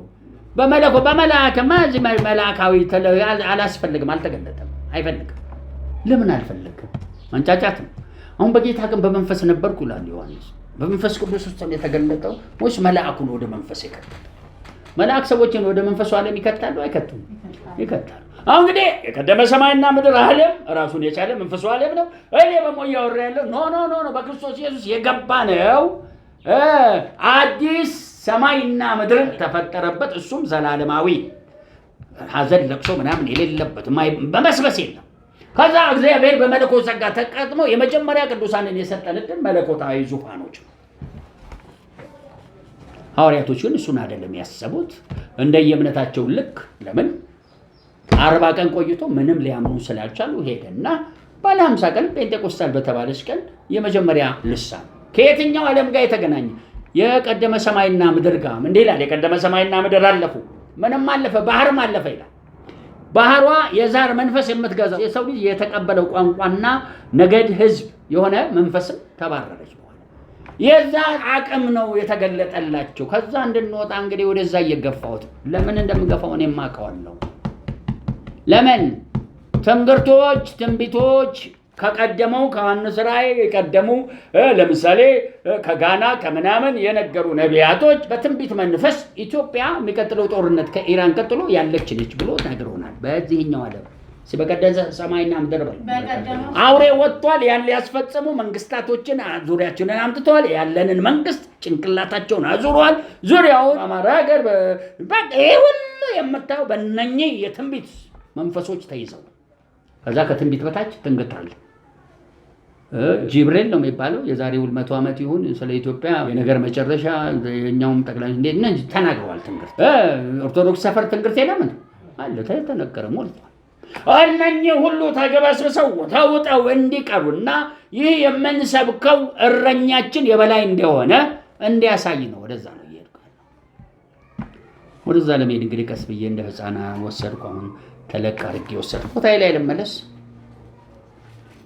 የት ነው የምንመለሰው? ኢሳይያስ 52 አንድ ቃል በመሆን ጨምር 7 ከላይ ያለውን ቤት አንብቡ። የምስራች የሚናገሩ ሰላምን የሚያወሩ የመልካም ወሬ ምስራች የሚናገሩ መድኃኒትን የሚያወሩ ጽዮንንም አምላክሽ ነግሷል የሚል ሰው እግር በተራሮች ራስ ላይ እጅግ ቀጥሎ ሁለቱም የምስራቾች ያያቸዋለሁ። የኛውን ጠርጎ ሲያነሳ ይሄ የሚያወራው በትክክል ላስረዳ የምፈልገው እግዚአብሔር በልጁ ከፈጸመና ከተነሳ ወዲህ ባያምኑትም በሙሉ በሰማይና በምድር የቀደመውን ሰማይ በሙሉ ረገጠ። የክብርና የምስጋና ዘውድ ተጫነበት። ከስሞች ሁሉ በላይ ወዘዘር በሙሉ ተደረገና አዲሱ ኪዳን ተከፈተ። ምኑ ተከፈተ? የምስራች ቃል በሉ። አሁን ያንን የምስራች ሁለተኛ ይዘናል። አሁን ያንን እኛ ባንይዝ ባለቤቶቹ ይዘውታል። አብ ወልድ ማን መንፈስ ቅዱስ እነሱ ይዘውታል። እነሱ ልንገልጥ ነው የፈለግነው። ኤልያስ ሂድ ለአክዓብ ተገለጠ ያለው እግዚአብሔር ነው። አሁንም እኛም ባዶ አድርገን የለንም አይደለም። ጸጋ አለ። ጸጋ ይገዛል። እኛን አንፈልገው። ሲያመኝ ሹመት አለን አንፈልገው። የለም እንዴት አለ ኖ ከኛ በላይ በመንፈሴ እንጂ በምን አይደለም። በእኛ ኃይል ካለው በላይ ዋናው ባለ ኃይል ዛሬ ይገለጣል። ስለዚህ የሚገለጠው ያሁን የምለውን ትንግርት ሁሉ ትንቢት ሁሉ ረጋግጦ ይበን ተጽፎ ታማኝ የተባለ በሕግ ነቢያት መዝሙራት ብቻ አይደለም። አዲስ ኪዳን ከተጀመረ ጀምሮ በዚህ ጥላ አማካኝነት የተነገረው ስለ ሐሰተኛው መሲህ የተነገረው ስለ ዓለም መጨረሻ ለመካከል አፖል ሊባል ነገርን ወደ ላይ ለማንሳት መጽሐፍ ቅዱሳዊ ለማድረግ አንዳንድ ጊዜ አንድ ኤሜሲያስ የሚባል ንጉሥ ነገሰና ሲያነቡለት ከፍርስራሽ ውስጥ አውጥተው ልቡን ቀደደ። አንዲት ሴት ነብይን ላከባቸው። ልብህን ገር አድርጋልና ቁጣ አይፈታም፣ ግን በአንተ ዘመን አይሆንም ማለት። በእኛ ዘመን ምን ይሁን? የምትረቡ ካላችሁ በእኛ ዘመን ምን ይሁን? በእኛ ዘመን ታዲያ እኛ ማንን? ድሮም ብለናል። ሲያሜን ግን እረኛዋለን። የተለየ እረኛ በሉ። የተለየው እረኛ አገልግሎት ነው የምናንቀሳቀስ። ለምን እነሱ አሁን የሚባለውን ዮሐንስ ራእይ ያውቁታል። በየዘመና ነገሌ ትንግርታሞቹ ነገስታትም አይቻለሁ። ገና ወደዛም አልመጣሁ። እነሱን ሁሉ ድል ለመንሳት ባለቤቶቹ መጥተዋል። እነኝም ባለቤቶች ለመገልገል ነው እንግዲህ የምስራች የሚያወርሱት። ይሄም የምስራችና ይሄ የሙትቻ ድምፅ ተቀይሮ ሁለት የምስራች እምቢልታ ቆመው አይቻለሁ። እሱን ይዘን ምን ልናደርግ ስሙ። ሌላ ደግሞ ከዛ በኋላ አንድ ስፍራ ላነሳ ነው። ዛሬማ ይሄ የሚሄድ እረኛ ምን እንደሚያደርግ አላውቅም። ላምብ ቁጥር 11 እናንተ እግዚአብሔርን ዕቃ የምትሸከሙ እልፍ በሉ። ወዴት? የሚቀጥለው ስራ ይችነች እሺ ጊዜ ምስራች ብትይዝ ምድረ ደካማ ሰፈር አብረህ ካለ አለቀልሽ። ካያቸው የዋለ ጊደር ምን ትማራለች? ፈስ እንደሚባል ከማይረባ ህዝብ ጋር ከዋልክም ችግር አለ። ላምበብ እናንተ እግዚአብሔር የምትሸከሙ እልፍ ወዴት እልፍ ይበሉ። ከዚህ ውጡ፣ ርኩሱን ነገር አትንኩ፣ ከመካከላቸው ውጡ፣ ንጹሐን ሁኑ። ከእነማን ነው ውጡ የሚላቸው? የሰማነውን የማያምን ሰው ጋር ጉዳይ የለንም። በማይመች አካሄድ አትጠመድ። አንድ ሌሊት ያየሁት ነገር ላይ መሄድ አይቀርም። ስሙት ቀጥሎ የሚለው ውጡ ብቻ አይደለም የሚለው እግዚአብሔር ይቀድማችኋል። አሁን ያወራነው እረኛ እስቲ አሜን። የእስራኤል አምላክ ይከተላችኋል። በችኮላን አትወጡም፣ በመኮብለል አትሄዱ።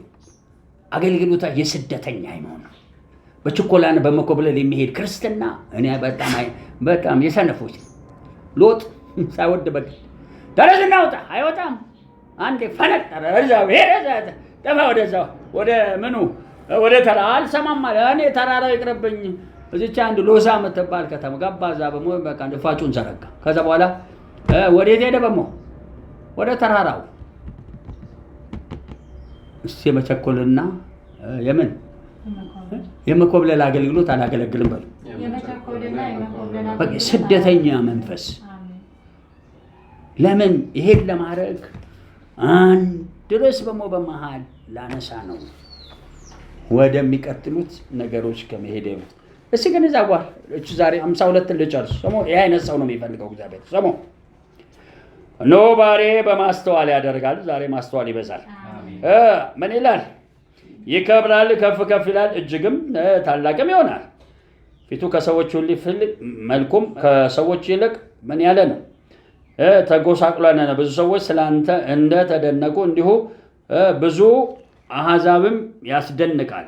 ያልተገረላቸውንም ያዩአሉና ያልሰሙትንም ያስተውላል። ነገስታት ስለ እርሱ አፋቸውን ይዘጋል። የክብሩ ታላቅነት ይወጣል። ተጋቁሜ ሌላ ስፍራ ላይ ነው። ዮሐንስ ወንጌል ምዕራፍ 17 እንግዲህ አስተዋይ ሕዝብ ሆኖ ለመሄድ እንዲያውን ለማድረግ እልፍ በሉ እንዳለ ከመካከላቸው ውጡ እንዳለ አንድ ሕዝብ ላይ ልቀመጥ ነው። 17 አንድ ርዕስ ላይ ትንሽም ቢሆን አፌን እንደከፈተ ልቀመጥ ነው። አንድ መሆን ወይም ዋነስ፣ እንግሊዘኛው ዋነስ ይላል። ዮሐንስ ወንጌል 17 ከ20 ጀምሮ ታወጡልኛላችሁ። አንድ መሆን በሚባል ርዕስ አፌን እንደከፈተ የበሰለ ሰፈር ላይ አንዴ ልንገባ ነው። ምን አንልም፣ አንኮበልልም፣ አንቸኩልም። እስቲ አሜን። ከዛ መሀል አሁን የባህር መንፈስ አለ። በነገራችን ላይ ዓለማችን ላይ አሁን አንድነትን ከመታማል ባለ ሰባት ራሱ የባህሩ መንፈስ ይወጣል። ሲያመኝ ልክ ኢየሱስ የለም ሲያገለግል እንዳይስማሙ ያደረገ በሙሉ አይሁዶቹ አይስማሙ። ለምን አይስማሙ? ጨለማው የባህሩ መንፈስ ይዟቸዋል። ትንቢት አለባቸው። ሲፈርሳል ብሎ ምን ትንቢት አለባቸው? አይተው እንዳዩ ሰምተው እንዳይሰሙ አይናቸው ታውሯል፣ ጆሮአቸው ልባቸው ደንድነው። የነሱ የእስራኤሎች ነው። እኛ እስራኤላዊም አይደለንም። ከዛ በሞድነን ከአሕዛብ መሃል የኔ ልጆች አሉ ብሎ ካመጣን በኋላ ስላለው ህይወት ነው። ሰሞኑን ማሙሻ በሞድ ቀድሞ ያስተምር አሁን ያስተምር አላውቅም። ስለ ጉዲፈታ ትምህርት ይሰጣል። እንግሊዘኛ አዶፕሽን የሚል ቃል ይጠቀማል። ሁላችንም ድሮም ከሌላ ሰፈር ስለመጣን የጉዲፈታ ልጆች ነን የሚል ትምህርት ያስተምራልና በቃ ይጨቃጨቃሉ። ኦሪጂናል ልጆች ነን አይደለም። ኢየሱስ ከኦሪጂናሎቹ ቀጥሎ ምኖችን ነው መስዋዕት ነው። ጉዲፈታ ታውቃላችሁ፣ የሌላ ወገን የነበረ ልጅ ብሎ ወራሽ አረገን እንጂ የጉዲፈታ ምንድነው ዲቃሎች ነን የሚል ነገር አንሰው ይጨቃጨቃሉ። አደራዛ ግቡ አይደለም። እናንተስ ምን ትላላችሁ? እንግሊዘኛው ለምን አዶፕሽን የሚል ቃል ተጠቀመ? ኪንግ ጄምስ ቨርሽኑ እሱን ይጠቀማል። አይገርማችሁ? ምን አድርጎናል? እግዚአብሔር ከጉጅፈቻ ወስዶ ምን አድርጎናል? ልጅ አድርጎናል። ልክ ጉጅፈቻ ተቀላችሁ አሜሪካ ሀገር ልጅ ያሳድጉና 18 ዓመት ሲሞላው ወረቀቱን ይዞ መጣ። ከዛሬ ቀን እዚህ ቤት ምን አድርገኝ በህግ ይፈረምለት። ከዛ ወዲህ ንብረት ወራሽ የዛ ቤት ልጅ ነው። እኛ በዘመኑ ቋንቋ ተቀላችሁ አንድ ባሪያ አገልግሎ በ7 ዓመቱ መሄድ ሲፈልግ እምቢ ካለ ጆሮ ይበሳና ምን ይሆናል? ለዘላለም ባሪያ ይሆናል። እዛ ቤት ልጅ አይሆን አዶፕሽን አይሰጠውም ይዛል። እነዚህ አይነት ርዕሶች አሉ። እኔ አሁን እዛ ሰፈር ልቆይ አይደለም። እሺ በሙንዳ ተጨቃጭቀን እንግሊዘኛው ይለዋል፣ አማርኛችን እነሱ የሚል ነገር የለውም። የማን ልጆች ናቸው ይላል እግዚአብሔር። ለምን አለው? ኤፌሶን ላይ ተጽፈዋል፣ ገላትያ ላይ ነገሮች ተጽፈዋል። ወደድክም ተቀበል ነው የሚለው ሙሻ። ሌሎች ደግሞ በጣም ይከራመን መከራከር አያስፈልግም። ዋናው በጉጅፈቻምና ቀጥታም ዳን የማን ልጅ ነው? በነገራችን ላይ እንዲህ ቢለው ጥሩ ነበር። መጀመሪያ ማንም ሰው ዳግም ሲወለድ የተስፋ ቃል ይሰጠዋል። ታምኖ ሲገኝ ቃል ኪዳን ይሰጠዋል። ከቃል ኪዳን ቀጥሎ ወደ ምንነት ሙላት ይመጣል። ምክንያቱም ተስፋ ቃል ሲሻር ልጁም ይሻራል። እንዲህ ቢል ጥሩ። አንዴ ከዳንኩ ድናል፣ ምንም ጥያቄ የለውም። ግን ፍሬ ካላፈራ በሞት ትቆረጣል። ማስጠንቀቂያ አላቃችሁም። አመፃ ክርስትናን አገልግሎትን አጋንንት ማውጣት በራስ ፈቃድ እያደረክ አመፃ ላይ ከተገኘ እንደ ሴጣን ተባረራል። ሴጣን የተባረረ አንተ እንዴት ነው የማትባረር? ያን የመሰለ ውብ ሳጥናኤል የተባለ ግን ትምህርት አለ ባፕቲስቶች የሚያስተምሩት። አንዴ ከዳንክ ለምን አትሞትም ማለት ትክክል አይሞትም። ሰውዬው ይሞታል አላለም፣ ግን አድራሻ ይቀይራል። እኔ የሞት መንፈስ አሁንም አየዋለሁ እናንተ ላይ አይደለም። እሺ አንድ ሰው አሁንም የሞት መንፈስ እየታገለ አሳየኝ። ከኛ ሰፈር ውስጥ ያለ አንድ ሰው ላይ የሞት መንፈስ አያለው። በኢየሱስ ስም ይመታ። የሞት መንፈስ አቅሙን ሰበርኩ። መሻገር ይሁን በኢየሱስ አሜን። እንግዲህ ዋነስ በሚባል እስቲ ላነብ ነው። ስለ ፍጹምነት ቅድም አንስቻለሁ። የፍጹምነት መጨረሻ አንዱ ክፍል ዋነስ ነው። አንድ መሆን፣ አንድነት ወይም አንድ መሆን ምን እንደሆነ አስቀምጣለሁ። እንግሊዘኛው አንዳንድ ሶሊዳሪቲ የሚል ቃል አለ፣ ዩኒቲ የሚል ቃል አለ። ከዛ አሁን ደግሞ ዋነስ ያድጋል። ቃሉ እያደገ በተለያየ ሄዳኔ እዛ ፍልስፍና መመራመር ውስጥ አልገባም፣ ግን ማወቅ አስፈላጊ ነው። ዲክሽነሪዎች ያደጉ ናቸው። የኢትዮጵያ ዲክሽነሪ ድሮ በእኛ ዘመን 10,000 እንግሊዘኛ ቃል ያስተረጎመ ዲክሽነሪ ነበር። አሁን ብዙ ከዛ ዘመኑ ሳይንስ መጣ፣ አማርኛ ያጠጋገን ብዙ የአማርኛ ቃሎች ተጨምረዋል። ሲያመኝ እንግሊዘኛው ግን በጣም ያደገና ከዋነስ ሲጀምርና ሶሊዳሪቲ የሚባል አለ፣ ዩኒፊኬሽን የሚባል አለ፣ ይቀጥላል። ሌሎችም አሉ። እነዚህ አይነት ስንጠቃ አሁን አልገባም፣ ግን ማወቅ ይፈልጋል። ሲውቀጥሩ ነው በል ላምብፍ ቁጥር 20 ሁሉም አንድ የሆኑ ዘንድ አንድ የሚለውን ቃል ነው መቆይ ዋነስ ወይም አንድ በአማርኛ መሆን ነስ የሚትለው ቃል ዋን አንድ ነው፣ ነስ መሆን ነው። አንድ ላይ በሙሉ ስንተባ አንድነት የሚባል ቃል ይሰጣል። አንድነትና ህብረት የተለያዩ ነገሮች ናቸው። ግን ያው እዛ ሰፈር ልገባ አልፈልግም። ሁሉም አንድ የሆኑ ዘንድ ከቃላቸው የተነሳ በእኔ ስለሚያምኑ ደግሞ እንጂ ስለነዚህ ብቻ አልለምንህም። አብረው እንደዚያው እምነት ያላቸው አንተ እንደላከኝ ዓለም ያምን ዘንድ አንተ አባት ሆይ በእኔ እንዳለ እኔም በአንተ እነርሱም ደግሞ በእኛ አንድ የሆኑ ዘንድ ለምን እንዴት ከኢየሱስ ጋር አንድ እንሆናለን? ድጋሚ ላንብበው። አንተ እንደላከኝ ዓለም ያምን ዘንድ አንተ አባት ሆይ በእኔ እንዳለ እኔም በአንተ እነሱ ደግሞ በእኛ አንድ የሆኑ ዘንድ እለምናለሁ። በማን ውስጥ ነው አንድ ምንድን ነው የሚፈልገው? በእግዚአብሔር ውስጥ። ቀጥሎ ያለውን አንብብ። እንግዲህ ስለ አንድነት ትንሽ ላስቀምጥ ነው።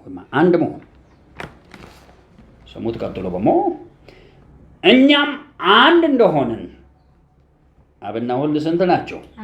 አንድ በምን እምለው በኋላ እመጣለሁ። እንግዲህ እነሱ አንድ እንደሆኑ እኛም ከነሱ ጋር ሆነን አንድ ከሆነ እንግዲህ እኛም ሥላሴ ልንሆን ነው። እንደነሱ እኔና በአንድ ነን ብሏል ብሎ ሰዎች ኢየሱስን ሥላሴ ያደርጉታል። አንድ ቦታ አባቴ ከኔ ይበልጣል፣ አብ የሰጠኝም ማንም አይነጥቅም፣ ምክንያቱም አባቴ ከኔ ይበልጣል ብሎ ይናገራል። በስጋ ስላለ ነው ይላሉ አንዳንዶች። እንግዲህ እኔ አሁን እዛ ቴዎሎጂ ውስጥ አልገባም፣ ግን ምንም ጥያቄ የለውም። እሱና አንድ እንደሆኑ እኛ ገብተን ከነሱ ጋር እንደው ፍጹምነት ሰፈር ውስጥ እንገባለን። በኋላ ከገባን እኛም እግዚአብሔር ልንሆን ነው እንደሌላው ሰው። ለምን ስንት ስለሆነን አብረን እግዚአብሔር ወልድም እኔም መንፈሱም ከዛ እኔም አንድ ሆንኩ ብዬ አብሬ ካልኩ እንደ አራት ሥላሴ ስንት ሊሆኑ ነው? አንድ ሊሆኑ ነው። ይሆናሉ እንዴ? አይሆንም። እዚህ የሆነ ቦታ በምን ጉዳይ ነው የሚለውን በኋላ አስረዳለሁ። ልቀጥል። ታዲያ የህይወት መልእክት አለ ሌሊት በዚህም ጉዳይ እስከ 23 ብቻ ነው ማነበው። ስሙ። እኔም በእነሱ አንተም በእኔ ስትሆን በአንድ ፍጹማን እንዲሆኑ የሰጠኝን ክብር እኔ አንድ መሆን ምንነትን ይሰጣል፣ ፍጹምነትን። ስለዚህ ለፍጹምነት ደግሞ ምኑን ሰጥቷል? ክብሩን ሰጥቷል። ኢየሱስ ያልሰጠው የለም። እንግዲህ ዓለም አንተ እንደላከኝ በወደድከኝ መጠን እነሱም ደግሞ እንደወደድካቸው ምን ይላሉ? ያውቃሉ። እስቲ አሜን። ድረስ ነው የተሰጠኝ 23። እንግዲህ ቀስ ብዬ ልድገመው። ሁሉም አንድ የሆኑ ዘንድ ከቃላቸውም የተነሳ በእኔ ስለሚያምኑ ደግሞ እንጂ እነዚህም ብቻ አልልህምና ሌሎች ይመጣሉ። አንተ እንደላከኝ ዓለም ያምን ዘንድ አንተ አባት ሆይ በእኔ እንዳለህ እኔም ባንተ እነሱም ደግሞ በእኛ አንድ የሆኑ ዘንድ እለምንሃለሁ። በቃ ልመናው አንድ ከእሱ ጋር እንዲሆኑ ከእርስ በርስም እንግዲህ ቀጠለ። እኛም አንድ እንደሆንን አንድ የሆኑ ዘንድ እኔም በእነሱ አንተም በእኔ ስትሆን በአንድ ፍጹማን እንዲሆኑ የሰጠኝ ክብር እኔ ሰጥቻቸዋለሁ። እንግዲህ ዓለም አንተ እንደላከኝ በወደድከኝ መጠን እነሱ እንዲሁ ምን በላ ወደሃቸዋል። ምን ይላሉ? ያውቃልና። እስቲ አሜን። እንግዲህ ይህን ያነበብኩት አንድ ነገር አይቼ ነው። መጀመሪያ ዋነስን እንተርጉም በተራ ቋንቋ። ለምን ልክ ሥላሴ ምናምን ሰፈር ሲገባ ስለሚያበላሹት። ለምሳሌ ዘፍጥረት ምዕራፍ 2 ላይ እናትና አባቱን ወንድ ልጅ ይተዋል፣ ከሚስቱ ጋር ይጣበቃል፣ አንድ ስጋ ይሆናሉ። አንድ ስጋ ይሆናሉ። አንድ ናቸው። ይሄ ማብራራት ይፈልጋል። ይሄ አብራራ ነው። እሺ ቀስ ብላችሁ እንደብትረዱት ሰው እንግዲህ አንድ ይሆናሉ በስጋ ሲል እናትና አባቱ ትቶ ባልና ሚስት ይሆናሉ። ተቃራኒ ጾታ ያላቸው ዛሬ ዘመኑ ክፉ ስለሆነ ስለ ተመሳሳይ ጾታም ስለሚነገር ተቃራኒ ጾታ ናቸው፣ ግን አንድ ስጋ ናቸው። በፍትወት ዓለም አብረው ይተኛሉ፣ ልጆች ይወልዳሉ፣ ባለትዳር ናቸው። ምን ይሆናሉ? በዚህ መልኩ ይንቀሳቀሳል። ስንለያቸው ግን ምን ይሆናሉ? ሁለት ናቸው።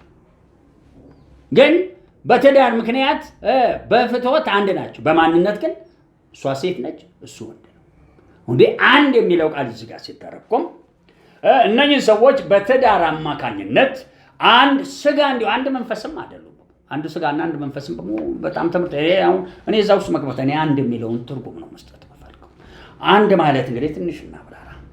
አንድ ማለት ለተሰጡበት ዓላማ እነዚህ ሰዎች እናትና አባቱን ይተውና ከሚስቱ ጋር አንድ ስጋ ይሆናሉ ማለት ከቤቱ ይወጣና ትዳር በሚባል ማሰሪያ ውስጥ እሱ ባል እሷ ሚስት ሆነው የሚያንቀሳቅሱት የአንድነት ህይወት ነው። ሲያንድ መሆን በል ተነስተ እሷም እኩል ናቸው አንድ የሚባለው ነገር የለም። በሌላ ቋንቋ በታሰበ ጉዳይ ላይ አንድ ሆነው ያንን ሀሳብ እንዲፈጽሙ ነው። ምንም ቢሆን አንድ ስጋ ናቸው ተብሎ ወንድ ልጅ ሊወልድ አይችልም። ስጋዊ ዓለም ነው። መንፈሳዊ ዓለም ወደፊት አስተምራለሁ። ለምን እግዚአብሔር ጾታ የለውም። መለኮት ዓለም ሲገባ ከጾታ በላይ ይሆናል። መለኮት ዓለም ሲገባ በሁሉ ስፍራ መገኘት ይሆናል። የምታውቁት ነው። አንዳንዴ መላእክት ዓለም መላእክቶች ጾታቸውን ይቀያይራል። ምክንያቱም የዚህ ዓለም እንቅስቃሴን በተመለከተ ዶሜን ማድረግ ይችላል። እነሱ ብቻ አይደለም እና ማኔላሞች ያስተምራሉ ወይም ወደ ጌታ ከመጡ ወዲህ ይናገራሉ። አንዳንዴ ወንድ ነኝ ግን ለማሳት ስፈልግ ጾታዬን ወደ ሴት እለውጣለሁ ይላል። እዚህ አዲስ አበባ አፍሪካ ህብረት ውስጥ አንድ ሰው ለማሳሳት ፈልገን አንዷን እንድትታመም አድርገን ሴት ሆኜ መጥቼ ነበር ይላል። ምን አፍሪካ አንድነት ድርጅት ውስጥ ሰላም ነው እንዴት ነው ምን ይለዋል? አንድ አፍሪካዊ ነው ያው ግን ናይጄሪያዊ ነው። የሴት ናይጄሪያ ምን ማለት ነው? መልካቸው መቀያየር ይችላሉ። ግን እንዳትረሱ ሲወለድ ልጁ ወንድ ነው በዚህ ምድር ላይ። ይህን ማስረዳችሁ በሌላ ትምህርት አለ። እኔ አሁን ዋነስን ብቻ ነው የምፈልገው። አንድ መሆን በሉ። አንድ መሆን እንግዲህ ትርጉሙ በትክክል ገብቷችኋል ብያለሁ። አንድ መሆን ማለት በተሰጠ ዓላማ ዙሪያ አሁን እግዚአብሔር መንግስቱ ባለቤት ነው። ኢየሱስ የቤተክርስቲያን ነው። የኢየሱስ ቤተክርስቲያን በምንም ነገር ከእግዚአብሔር መንግስት ጋር ስንት ነው? የአብን ፈቃድ እንጂ በፍጹም ተነስቶ ቤተክርስቲያን የማንም ፈቃድ የራሱን ቤተክርስቲያን ሐሳብ መፈጸም አይችልም። ያለዛ ምን ሊሆኑ ነው? ሊለያዩ ነው። ፍጹምነት ያጣል። እንግዲህ ጳውሎስ በአካል ያስቀምጠዋል። ቤተክርስቲያን ማለት አንድ አካል ነው፣ ግን ብዙ ብልቶች አሉት ብሎ ስለ አንድነት ያወራል። እነዚህ ሁሉ ብልቶች ይሄ አይን እጅ ተነስቶ አይን ካልሆንኩ ቢል ሊጋጩ ነው ያለው እድል። እጅ በእጅ ስራ ነው የሚሰራው፣ ግን ስንት አካል ውስጥ ነው? አንድ አካል ውስጥ አንድ ነው። ግን አይን ኖ አልፈልግም ብላ ከዚህ አካል መለየት ብታደርግ፣ ለዚህ ነው ቸርች ችግሩ የተፈታ። ቸርች የእምነት ዓለም ነች። በእምነት የሚንቀሳቀሰው ነገር ወደ አንድነት መምጣት አለበት። ልክ ኢየሱስ ወደዚህ ዓለም ሲመጣ ከአብ ጋር አንድ ነው። በምንድን ነው አንድነቱ? አጣጥሮ ጸልዮ ፈቃድ ቢሆን ይሄ ጽዋ ይነሳ፣ የኔ ፈቃድ ግን ሳይሆን ያንተ ፈቃድ ብሎ አንድነትን ፈለገ። የአብ ፈቃድ ምን መሆን ነው? መሰው። ስለዚህ የዓላማ አሁን አንድ ይባላል። ስለዚህ እግዚአብሔርና እኔ አንድ ነን ሲል እግዚአብሔር ከእግዚአብሔር መንግስት ብርሃን ከኢየሱስ ጋር፣ ግን እግዚአብሔር ሌላ ነው፣ ኢየሱስ ሌላ። ግን እግዚአብሔር የሚፈልገውን ሁሉ ማን ይፈጽማል? ክርስቶስ ኢየሱስ። አንድ ናቸው። አባቴ ይበልጣል ማለት እግዚአብሔር ሌላ ነው፣ ኢየሱስ ክርስቶስ ሌላ። ከዛስ መንፈሱ መጥቶ ይናገረዋል፣ እኔን ያከብራል። ስለዚህ መንፈሱም ስንት ነው? በሚገልጠው ስራ አንድ ነው፣ ማንነቱ ግን ሌላ። ይህንም ማውራው ባልና ሚስት አንድ ናቸው ብለህ ተጨቃጭቀህ ሁለቱም እኩል ናቸው ጾታቸውም እንደውም አንድ አይነት ነው ብትለኝ ይሄ የስህተት ትምህርት። ስለዚህ ይሄ ኢየሱስ እዚህ ጋር እኔ እናንተ አንድ እንደሆንን እነሱም ከኛ ጋር አንድ እንዲሆኑ ምን ሰጥቻለሁ? ያ የሰጠውን ክብር ለማስፈጸም መንፈስ ቅዱስ እኛ ጋር መጣና እኛን ከአብና ከወልድ ፈቃድ ጋር ራሱ አንድ ስለሆነ ከእነሱ ጋር እኛ እግዚአብሔር ነን። ታዲያ እዛ መለኪያ ላይ እስካልደረስ ምን አይደለንም። ስለዚህ በየደረጃው ሰዎች በደረሱበት የእግዚአብሔርን ፈቃድ በመፈጸም ምን መሆን መቻል አለባቸው? ይሄ መረዳት ነው። እንግዲህ ከፍተኛ ጥፋት ፈርቶ ዛሬ መለኮታዊ ትምህርቶችን ወደዚህ መዛባት ያመጣል። ኢየሱስ ክርስቶስ በዘመኑ ሁሉ ከአብ ጋር አንድ ነው። የላከውን ሁሉ ምን በማድረግ በመፈጸም ክብሩን ለእኛ ሲሰጠን እኛም ሁሉ ያንን ፈቃድ እንድናደርግ የማን ፈቃድ? እንግዲህ ይቺ ትምህርት ለሰፋ ሳረጋት መስቀሉ ወደ ትንሣኤ ከመለወጡ በፊት ከእግዚአብሔር ጋር የታረቅንበት አንድ መንገድ አለ። ከፍጥረት ጋር የታረቅንበት የመስቀሉ ሁለተኛ ክፍል አለ። ከእግዚአብሔር ጋር እንደሆነ ቀጥሎ በሞ እንግዲህ ከባልንጀራ ጋር ስንት ነህ? ባልንጀራም አንተም አንድ ሐሳብ ላይ ለመሄድ ሁለት ባልና ሚስቶች ወይም ፉክክር ቤት ሳይዘጋ ያድራል ይባል። ወንድሞች አሉ፣ ሄድ ዘጋ ይለዋል። ታናሹ የግድ ማክበር ነበር ብሎ ካለ ያ ቤት ሳይዘጋ ሌባ ይገባል። ቤተ ክርስቲያን በሉት፣ ቤተ መንግስት በሉት፣ ቤተ መቅደስ በሉ፣ ክርስትና ውስጥ አንድነት ወይም ዋነስ ወይም አንድ መሆን ውዴታ ሳይሆን የፍጹምነት መልክ ነው። ፍጹምነት በሌለበት ክፍተት አለ። ታዲያ አንድ ርዕስ ላነሳ ነው። ሐዋርያው ጳውሎስ ፍጹም የሆናችሁ ይሄንን ያዙ፣ ሌሎቻችሁ በደረሳችሁበት ተመላለሱ ይላል። እንዴት ነው በደረሰበት ህዝብ አዳም የሚመላለሰው? ወይም እንደምኑ ልክ እንደምኑ እንዴት ይሻላል? አሁን ይሄ አይነት ልክ ስታንቀሳቀሰው በአንድ የመሄድ እንትኑን ያጠፋው። አሁን ይሄ አካሌ እጄ በተቆረጠ ትሞት ይሆናል፣ ግን እጄ ተነስቶ አይን መሆን እንደማይችል ጳውሎስ በደንብ ያሳይ። አይኖች ተነስተው አይኖች አንፈልጋችሁም ብለው በሄዱ ከጥቅም ውጭ ይሆናል። ለምን? እግዚአብሔር አካልን ሲሰራ አደራጅቶ እዚህ ዓለም ላይ ለመተንፈስ፣ ለመብላት፣ ለመሄድ፣ ለመራመድ፣ ለመቦቀስ፣ ለማየት የተለያየ አምስቱ ስሜቶች ባሉት መልኩ ውስጥ የተሳሰረ ምን አለን? አካል አለን። ሲያሜን ይህን ያነሳው በዚህ የተነሱና ቀጥታ ዶክትሪን ብለን የምናስተምረው እግዚአብሔር በጸጋ ዙፋን ላይ ተቀምጧል። ያ ጸጋ ዙፋን ወሰን የለው፣ መለኮት ነው። የሁሉ ፈጣሪ ነው። ሲጀምር በነበረበት ያንን ትቶ የጸጋ ዙፋን ማለት ሰው ሁሉ ዳግም ተወልዶ በአዲስ እሱ ፊት እንዲቀርብ ጸጋ በነፃ መስዋዕት የተከፈለበት ስለዚህ አሁን የምንለው የክብር የዋነስ መጀመሪያ እግዚአብሔር በዘላለም ጸጋ ዓለም ውስጥ ወሰን በሌለው ዙፋን ለምን ወሰን በሌለው አልን? ለጽሁፍ 3 ዳይሜንሽን ስለሆነ እግዚአብሔር በጸጋ ዙፋን ላይ ተቀምጧል። በእምነት ምሕረትና የሚያስፈልግ ጸጋ ተቀበሉ ሲል 3 ዳይሜንሽን ይህ በሙሉ ዮሐንስ ራእይ ላይ የተጻፈው እነ ኤርምያስ ያዩት በሙሉ እነ ከፍ ባለ በረጅም ዙፋን ላይ ሆኖ አየሁት ብሎ ኢሳይያስ ሁሉ የሚያወራቸው የ3 ዳይሜንሽን ወይም እግዚአብሔር ከዘላለም ዓለም ራሱን ሰበሰበና መልአክ ዓለም ፈጠረና ለመልአክ በሚሆን ክብሩ ታያቸው። ሲያመኝ እሱ ግን መልአክ አይደለም። ከምን በላይ ነው? ከመልአክ በላይ ወሰን የሌለው ማለት ነው። የፈለኩት ለምንድን ነው ይሄን ማነሳ? መላእክት ሁሉ በየፊናቸው የሚሄዱበት እንቅስቃሴ ለዛች ኤሪያ ከእግዚአብሔር ሐሳብ ጋር አንድ መሆን መቻል አለባቸው። እግዚአብሔር ግን እዛ ሆኖ እዚህም አለ፣ እዛም ሆኖ እዚህም አለ። እነኛን ሁሉ እንግዲህ አንድ ማድረግ ይፈልግ። ያ 5 ሚሊዮን ስቴፕ የምላችሁ ነገር የሚመጣው እዚህ ጋር ነው። አሁን ገና ትምህርቶች በጣም የተዛነፉ ስለሆኑ መጥምቁ ዮሐንስ ይዞት የመጣው በሕግ በነቢያት በመዝሙራት ድሮም እግዚአብሔር ሰማይና ምድርን ፈጠረ ተብሎ የአብርሃም የይስሐቅ ያዕቆብ አምላክ በኋላ የክርስቶስ አምላክና አባት ተብሎ የሚታወቀው እሱ በጸጋ አብሮ ከልጁና ከመንፈሱ ጋር በመሆን የጸጋ ዙፋን ዘርግቶ የተቀመጠ የጸጋ አምላክና አባታችን ነው። ሲያሜን። እሱ የአብርሃም የይስሐቅ ያዕቆብ አምላክ የሚባል የክርስቶስ ኢየሱስ አምላክና አባት የሚባል ፍጥረትን ሁሉ ስለሱ ክብር ነው ቤተክርስቲያን ያለችው። ለምን? ቤተክርስቲያን ራስ አላት። የቤተክርስቲያን ራስ እግዚአብሔር አይደለም። የቤተክርስቲያን ራስ ክርስቶስ ነው። ምን ማለት ነው? የእግዚአብሔርን ሐሳብ ለመፈጸም አንዱ እግዚአብሔር ራሱ መንግስቱን ልኳል። ራሱ ማለት ነው። ራሱ መንግስቱ ማለት ራሱ ነው። ከዛ ልጁ ተልኳል።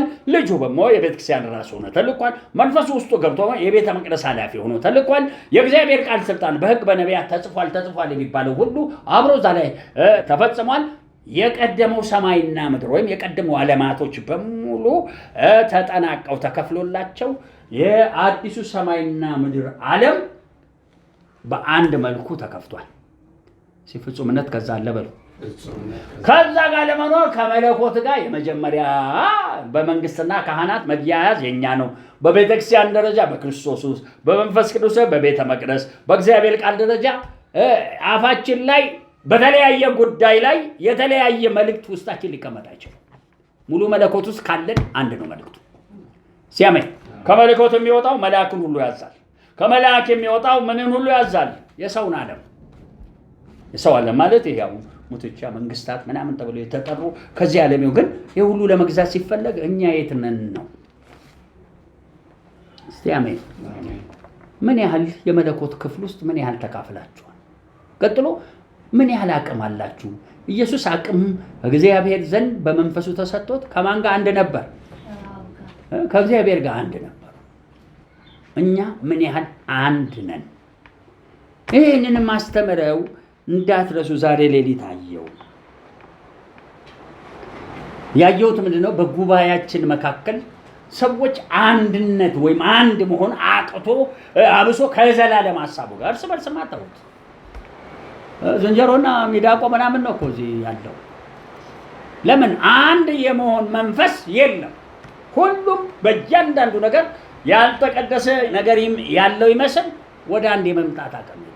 አንዳንዱ ጉማሬ ነው፣ አንዳንዱ ስፒሪቹዋል አዝባንዱን አልጣለም፣ አንዳንዱ ቀንዶ ነው፣ መዋጋት ይወዳል። ያየሁትን ነው ማለት ነው። እዚህ አሁን ባየሁት አየር ውስጥ እባካችሁ ፍጹምነት እንዲኖረን የማንን ክብር እንጥራ? ስንጠራ የድሮ ትምህርት ዝም ብሎ ዋነስ በሚል ሰበብ ያስተማሯቸውን ትምህርቶች ወደዛ ማስወገድ ይፈልጋል። አንድ ሰሞን አንድ አገልጋይ ተነስቶ ነበር። ሚካኤል በሰማይ ላይ ከማን ጋር ተዋጋ? ከዘንዶ ጋር አባረረው። ያ ማለት እኮ ሚካኤል ማለት ኢየሱስ ነው አለ። በትንቢተ ዳንኤል 12 ላይ ሄደና በመጨረሻ ዘመን እስራኤልን ሊያድናት ሚካኤል የሚባል ተገለጠ። ያው አርማጌዶን የሚመጣው ኢየሱስ ነው። ሚካኤል ማለት ማን ነው አለ። ሚካኤል እንኳን ቢያድን በዛ አሰራር ውስጥ አንድ ሆኖ ሊያድን ቢመጣ ሚካኤል እንጂ ምን አይደለም፣ እግዚአብሔር ሊሆን አይችልም። ምን ማለት ዋነሱ ያን ጉዳይ ስለሰራለ ዋነሱ ለዛች ጉዳይ ብቻ ነው። ስለዚህ ነው ዮሐንስ ራእይ ላይ ዮሐንስ ለመልአኩ ሰገደ። ያ መልአክ እንደ እግዚአብሔር መሆን አለበት አለ። በልበለ ተነስ፣ እኔም እንዳንተ ምንድን ነኝ? ባሪያ ነኝ። በኢየሱስ ስም ዋነስ እግዚአብሔር ይስጠን። ለዚህ ፍጹምነት እንግዲህ ምን ጀመርኩ? የመጥፎ ክፉ ሐሳብ ከቀደመ ሰማይና ምድር ይነቀልልን። የምስራች 1 የምስራች 2 አንድ ላይ ይዘን ያለ መቸኮል እንድንገለጥ ምንነት እንዲሰጠን ዋነስ አንድ መሆን እንዲሰጠን አጭር ጸሎት ጸልየን ገና አልጨረስኩም። ወደ ትምህርት ለመግባት ገና ሌላ እንዲቀረኛል። ምክንያቱም ዝንጀሮና ምን ሰብስቦ ምንነት የሌላቸው ዋነስ ወይም አንድ መሆን ያቃተው ህዝብ መካከል አገልግሎት ማገልገል ለራሴም አልችልም። ምክንያቱም ራሴም ከእግዚአብሔር ጋር መጀመሪያ ቀጥሎ በእኔ አድርጎ የሚሰጠንን የሚቀበል ህዝብ ጋር ነው የምሰራው። ስንቀበል ደግሞ ለቀደመ ሰማይና ምድር መልእክት ሌላ ነው። ለአዲሱ ሰማይና ምድር ሌላ ነው። መለኮታዊ ድምፅ ሌላ ነው። መላእካዊ ድምፅ ሌላ ነው። ከዘር ከቋንቋ ከህዝብ የተዋጀንበት ድምፅ ሌላ ነው። ሰው የሆነው ህይወታችን ሌላ ነው። ተፈጥሯዊ ሌላ ነው። ሲያሜን ተፈጥሯዊ ማለት የተፈጥሮ ስራ ስትሰራ ሌላ ነው። ሰው ጋር ስትላክ ሌላ ነው። አንዳንዱ ሰው ጋር ይላክ። አንድ ጊዜ በሆነ ጉዳይ አንድ ፖሊስ ጣቢያ በሆነ ነገር ሆነና አንድ ሰው አደራ ተብሎ አንዲት ልጅ ተሰጠችው እንዲያደርሳት። እጇን ይዞ ነው ሄደው። ትንሽ ከፍ ያለች ነች፣ ደርሳለች። ከዛ አድረስ ይባላል። በሚቀጥለው ሄድና ፖሊስ ጣቢያ አስጠይቀና በሶስተኛው እኔ ጋር መጣና እችን ልጅ ላገባ ፈልጋለሁ። ይሄ አሁን ሚላክ አይደለም፣ ይሄ ማይላክ ልጅ ነው። የተሰጠውን ሐሳብ ምን የሚያደርግ የሚያበላሽ እንዴ! አንተ ያማህል እንደ ዝም ብለህ ሂድና አስጠይቀና በላ እናትየው አደራ ብትሰጥ ብድግ ብለህ ለሚስት ትጠይቃለህ ያልኩት። ምንነት የሌለው ክርስቲያን ይሄ ለተሰጠው ሚሽን ዋነስ የለው። የሞት መንፈስ አሁን ማለት ዛሬ የሞት መንፈስ አለ። የህይወት መንፈስ ነው እኛ ሰፈር ያለው። ዋነስ ውስጥ መግባት ያቃታቸው ሰዎች ናቸው ይሄ ሞት የሚያጋፋል። ዋነስ ምን ማለት ነው? እስቲ በሌላ ላስክ በመዋንድ ላስክ ዋነስ በዘመን ማለት ነው መናገራችሁ። አንዱ ቤተክርስቲያን ውስጥ ኃላፊነት ሰጠውት እንዲጠብቅ የተለያየ ነገር። ከዛ አንድ ደግሞ በጣም ጭቅጭቅ አደረገኝና ከሆነ ክፍለ ሀገር የመጣ አብሬ ካልጠበቅ ብሎ አብሮ ሊጠበቅ አጉል ነብይ ነኝ እያለ ያታልለዋል። ከዛ በኋላ ዝም ብሎ አንዷን አየና እቺ ጌታ ሰጥቶናል አለው።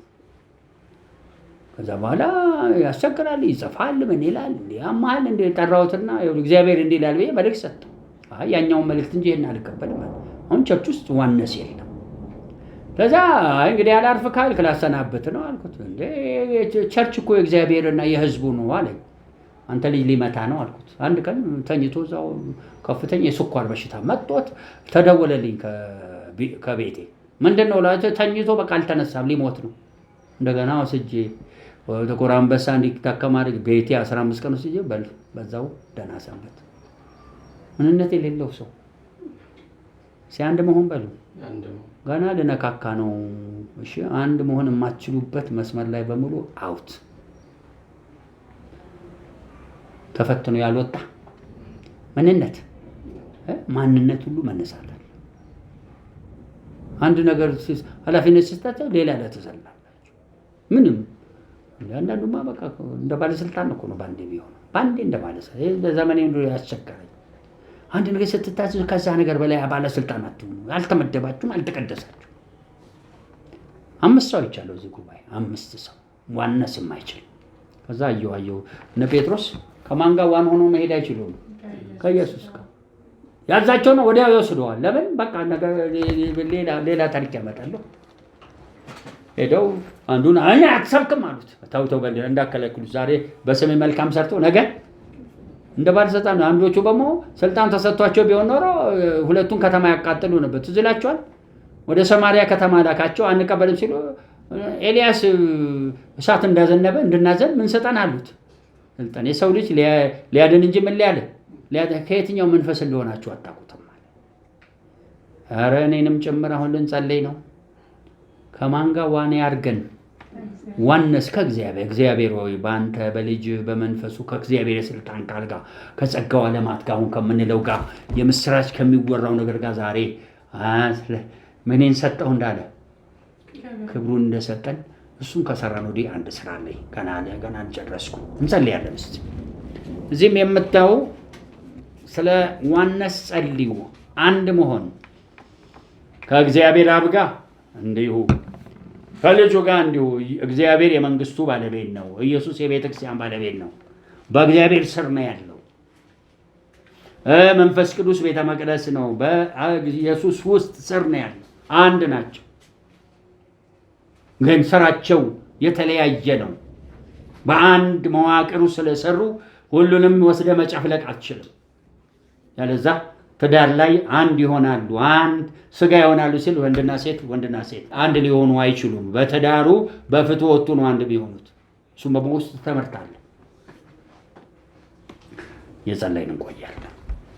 የአቤሎ እንግዲህ ተገልጠ በወጣበት አይነተኛ የእረኝነት ግብረ ተመስገን። የመጀመሪያ ግልጽ ነው። ትቢያ አራግፈን አንድ ከአንተ ጋር የመሆን ውስጥ ድንገባ ጌጠኛ ልብስህን አልብስህን ከአንተ ከመንፈሱ ከእግዚአብሔር ቃልና ከጸጋው ዓለም ከዚህ ይሄ ምስራች የሚያወራ ሰፈር ላይ አንድ አረግን። ይኸው ክብር ወጣ። አቅም ማጣትንም ውሰድ። ክብርህን ስትሰጠን ልትቀድሰን ብቻ አይደለም፣ ኃይል ልትሰጠን ነው። ኃይል ጸጋ ስጦታዎች መገለጥ ብቻ አይደለም። ጸጋ ስጦታዎች ትንቢት ብቻ የመናገር የኃይልም ናቸው። ኃይልም ሙላ አንድ አድርገን ያንተን ኃይል ላንተው ልንጠቀም የኃይልህ ጉልበትም በእኛ ውስጥ አንድ ሆነው ይለቀቅ። ከፊት ቀድማለሁ ከኋላ እከተላለሁ የሚለው ክብር ይንቀሳቀስ። ከዛም አምላካችን እንደ ሕፃናት እየተጠመድን እየወደቅን ተጠምደን መያዝ የሚባል ነገር ሳይኖረን እባክህ የነቢያት መንፈስ ለነቢይ እንደሚገዛ ዛሬም ወደ መለኮት ሙላት እንድታደርሰን የሰጠህንን ክብር እንቀበላለን። ክብርህን ለብዙ ነገር ሰጠን። ልትቀድሰን ክብርህን ሰጠን። አንድ እንድንሆን ክብርህን ሰጠን። ከአንተ ጋር አንድ ነው። ከዛ በሞ እንዳንተው ትእዛዝና ስርዓት ከሌላው ፍጥረት በሙሉ ጋር ዋነስ ሰጠን። ደቀ መዝሙር መሆናችሁ በዚህ ይታወቃል እንደሚል ያ ዋነስ ከብስለት ጋር የሚገናኝ ነው። ዝም ብሎ ዋነስ የለም። ለምንሃለው ይህን ዋነስ በላያችን ላይ አድርግና በቀደስከን መስመር ላይ ብቻ ያንተን ሚሽን ለመፈጸም ነው ዋነሳችን። አሁንም ኃይል የሚከለክለን ይሄ ነገር ነው። ኃይልህን እባክህ ጨምረህ ስጠን። ኃይልን የከለከለ የእግዚአብሔር ክንዶች ተነስ። አሁንም በላያችን ላይ ኃይል ልበስ። ከአንተ ኃይል ጋር አንድ አድርገን። ምክንያቱም ረሃብና ዘንዶን እንደኮፈል ጠሊቁን ባህል ወደ ጽዮን ህዝቡን የምትመልሰው በዚህ ኃይል ነው። እኛም በጽዮን ሆነን ፈቃድን ልንፈጽም ከአንተ ጋር አንድ የሚያደርገን ጸጋ ከተቀበል ኃይል አይከለከልም። ኃይልህን እንደገና አደስ። የእግዚአብሔር ክንድ እንደገና ይነሳ። ባልተጠባበቅነው ዘመን ተነስተህ ተራሮችን አጤስክ እንደሚል አቤቱ እንለምንሃለን። ይህ የሪቫይቫል ዘመን ነው። ይህ የንቅናቄ ዘመን ነው። ለአዲሱ ሰማይና ኢሞርታሊቲን መነጠቅን በሙሉ መንፈሳዊ ኢየሱስ የገባበትን ለመለማመድ እንችል ኃይላችንን ከአንተ ኃይል ጋር አንዳርግልን። ከዛም ወደዚህኛው ወደ ቀደመው ሰማይና ምድር ይህም ፍጥረት ሁሉ ተገዛና ያንተን ፈቃድ ትፈጽም ዘንድ እንለምንሃለን። የምስራችን ድምፅ በላያችን ላይ የምስራች የሚያወሩ እግሮች በተራሮች ላይ ያማሩ ናቸው። ከዚህኛውም ጋር በዚህ መልኩ አንድ አድርገን አንተ የምታደርገውን ስለ ቀደመው ሰማይና ምድር ስለ አዲሱ ምድር አንድ አድርገን ፈጽሞ እንዳንጎድል ፍጹም አድርገን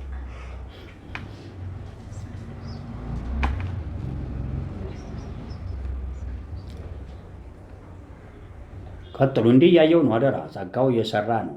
በአዲሱ ሰማይና ምድር ባለው መለኮት ጀምሮ ጸጋው ላይ አስተካክሎ ጨርሷል። ወደ አዲሱ ሰማይና ምድር ወደዚህ ወደ አሮጌው ሲያመጣኝ ይኸውላችሁ ፍጥረትን ሁሉ ሊነቅል የወጣ መንፈስ አለ። ተመቶ ይወድቃል። ከእንግዲህ ወዲህ መተከል እንጂ ምን የለም፣ መነቀል የለም፣ ማደግ እንጂ መፍረስ የለም። ኤርምያስ ላይ አፍ ላይ ተቀመጥኳል። ተተከልና በኢየሱስ የትንቢት መንፈስ ይውጣ። በፍጥረትን ሁሉ በዚህ በቀደመው ሰማይ ይነቀል ዘንድ እየተንቀሳቀሰ ያለ ተመቶ ይወድቅ። ሌላ ትንቢት ያዘው ኪዳን አየው ከዘላለም ኪዳን ጋር በተገሰቦችን ወደ ደቀ መዝሙር ሊያረግ የክብር ወረደ። ዳግም ከዚህ ወዲህ ሰዎች ይወለዳሉ። ከየት? ከቀደመው። እኛ ደግሞ የቀደመ ሰማይና ምድር እንገዛለን። እዚህ ዓለም ገዢ ተፈርዶበታል።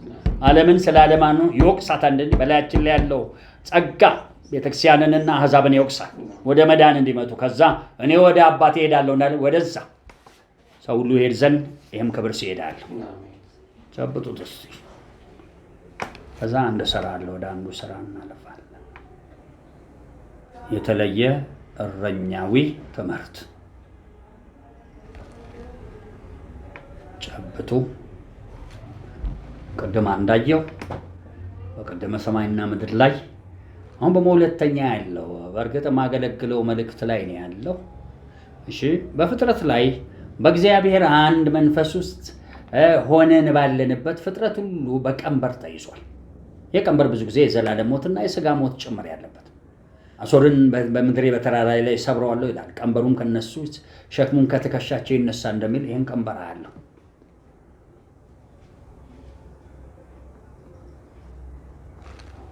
ሌሎቹ በዛ ቃል ውስጥ አብሬ ላስቀምጥ ነው። እግዚአብሔር ከፍ ከፍ በል። አንድነት ዋነስን አርገ ፍጹምነት በላያችን አርገ ከአንተ ጋር ተስማምተን ካለን በመሆን እንጠጋቸው ዘንድ ከምትሰጣቸው ክንዳችንን እንዳያደክሙ በተለያየ ስራ በተለያየ ፊልድ ላይ ዋነስን ስጠን።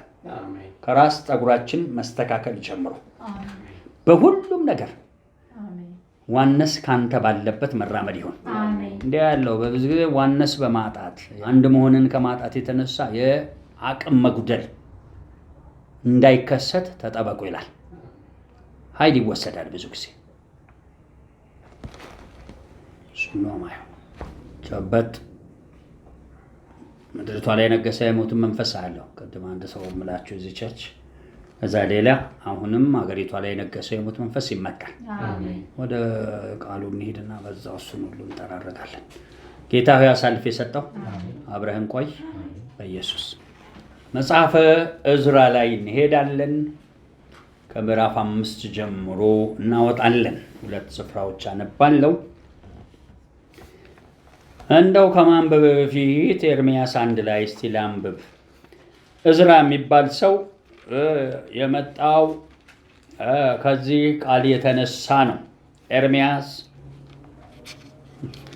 1 ነው ያልኩት። ዕዝራ 1 ይቅርታ፣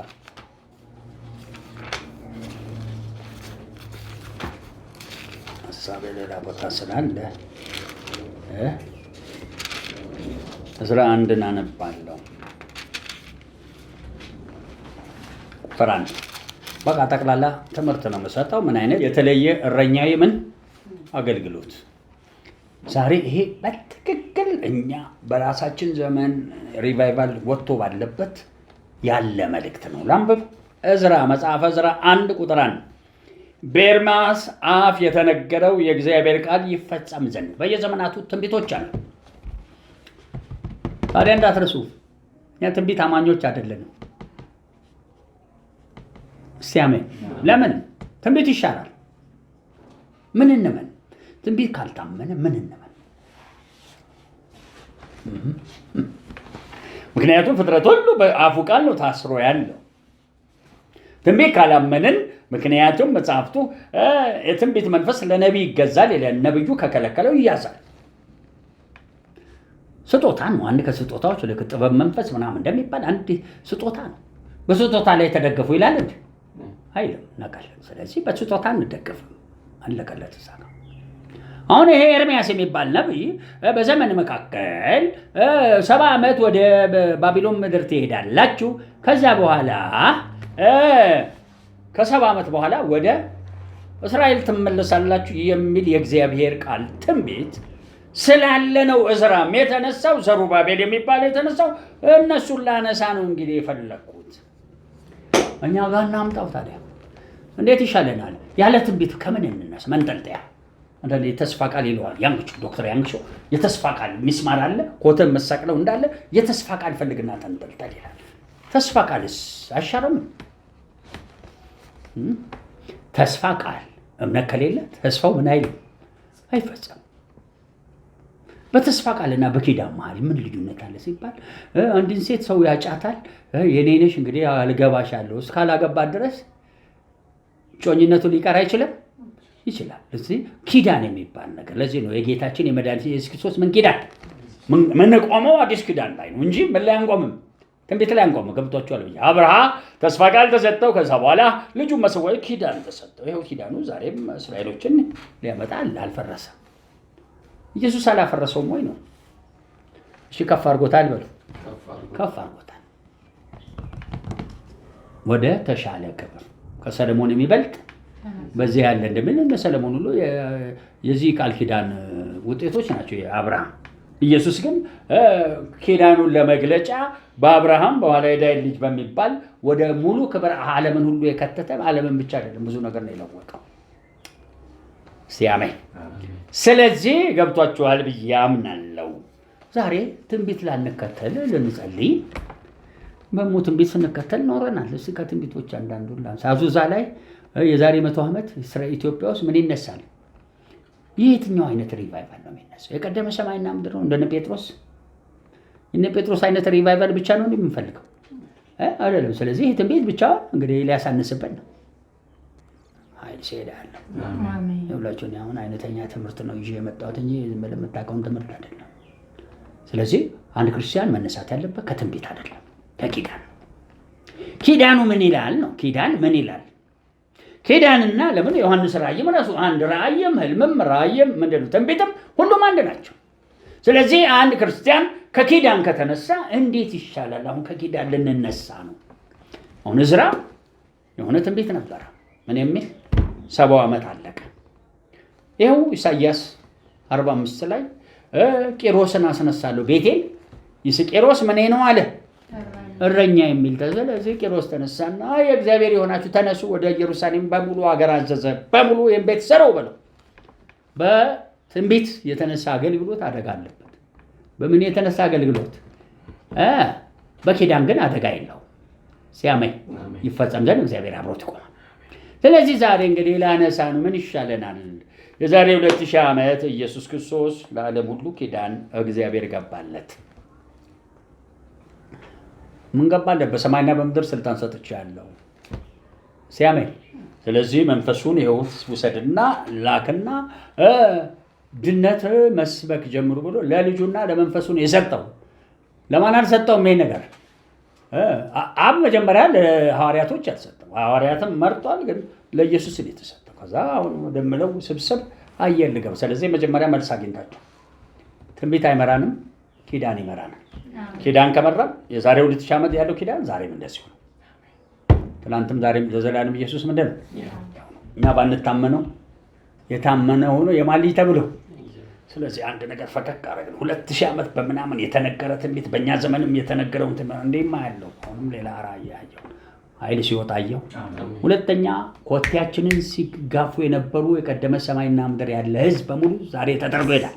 በምን ይሄዳል? በኪዳን እንጂ በትንቢት አይሄድም። ትንቢትማ ተበለሻሽቶ ጥፋት ላይ ነው ያለው። አታም እንደ ሲነዳው እናን ሰዎች እንደው ነገሩን የራሴን እያገለገል ስላለ እንግዲህ ይሰማ ይስማ ነው፣ ማይሰማ አይስማ ይላል። ስለዚህ ሲበትናቸው ሌላማ ያለው ተቅልል እባብ ያለበት ይሄ እንደ አይነት አገልግሎት እኔ ማቀብላችሁ አንድ ከካናዳ ሀገር እዚህ ሀገር የመጣ አንድ አገልጋይ ጠምልሎ ይዞት እዚህ ሲሰልይ ከየት ሀገር ነው የመጣው? አስጠምልሎ ባህል አንድ አገልጋይ በሞመና ያለው በምድራዊ ዓለም ውስጥ እኔ በላይ ነኝ ብሎ እሺ የቀደመ ሰማይና ምድርን እገዛለሁ የሚል አንዴ አገልጋይ ነው፣ አንዴ ሌላ ነው ያለ ሰው አውሬው ተመቷል። አሜን። ወላት በትንቢት አልተመታም። በምንድን ነው የተመታው? በኪዳን እግዚአብሔር አንድያ ልጅ። እንዴት ነው ኪዳኑ? እንዴት ነው አሁን እንዴት ልታሰረው ነው? ይሁን የምታየው ለመጣ ነው እንግዲህ ዕዝራ ላይ ኤርምያስ በተናገረው ትንቢት የተፈጸመ ትንቢት አይደለም የምፈልገው፣ ግን ትንሽ ላነሳ ነው። ዕዝራ በተነገረው ትንቢት ተነሱ፣ እኛ ግን በኪዳን ተነሳ። ስለዚህ ቀስ ብለን ወደ ውስጥ ልንገባ ነው።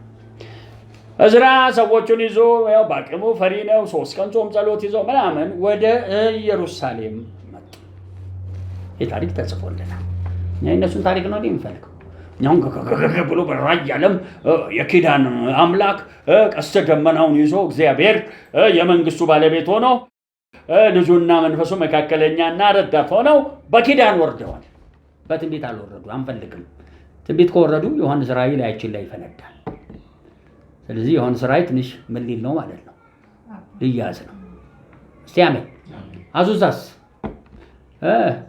ምክንያቱም ያዙዛ አልፎስ ከሆነ ሰውየው በ1923 ሞተ። 23 ነው የሞተው። 26 ነው። ስንት ዓመት ሆኖታል?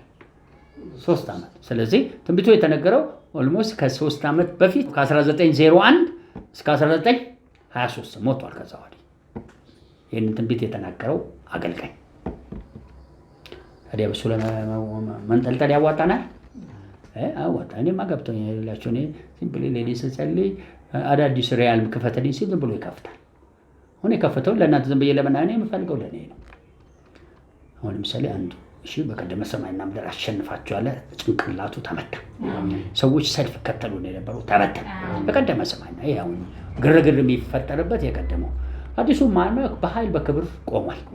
መስመሩ ባዶ ነው። ማን አባቱ ይዋጋል? እዛ የለም እኮ ሰውም የለም። ለምን የለም? አያውቁትማ።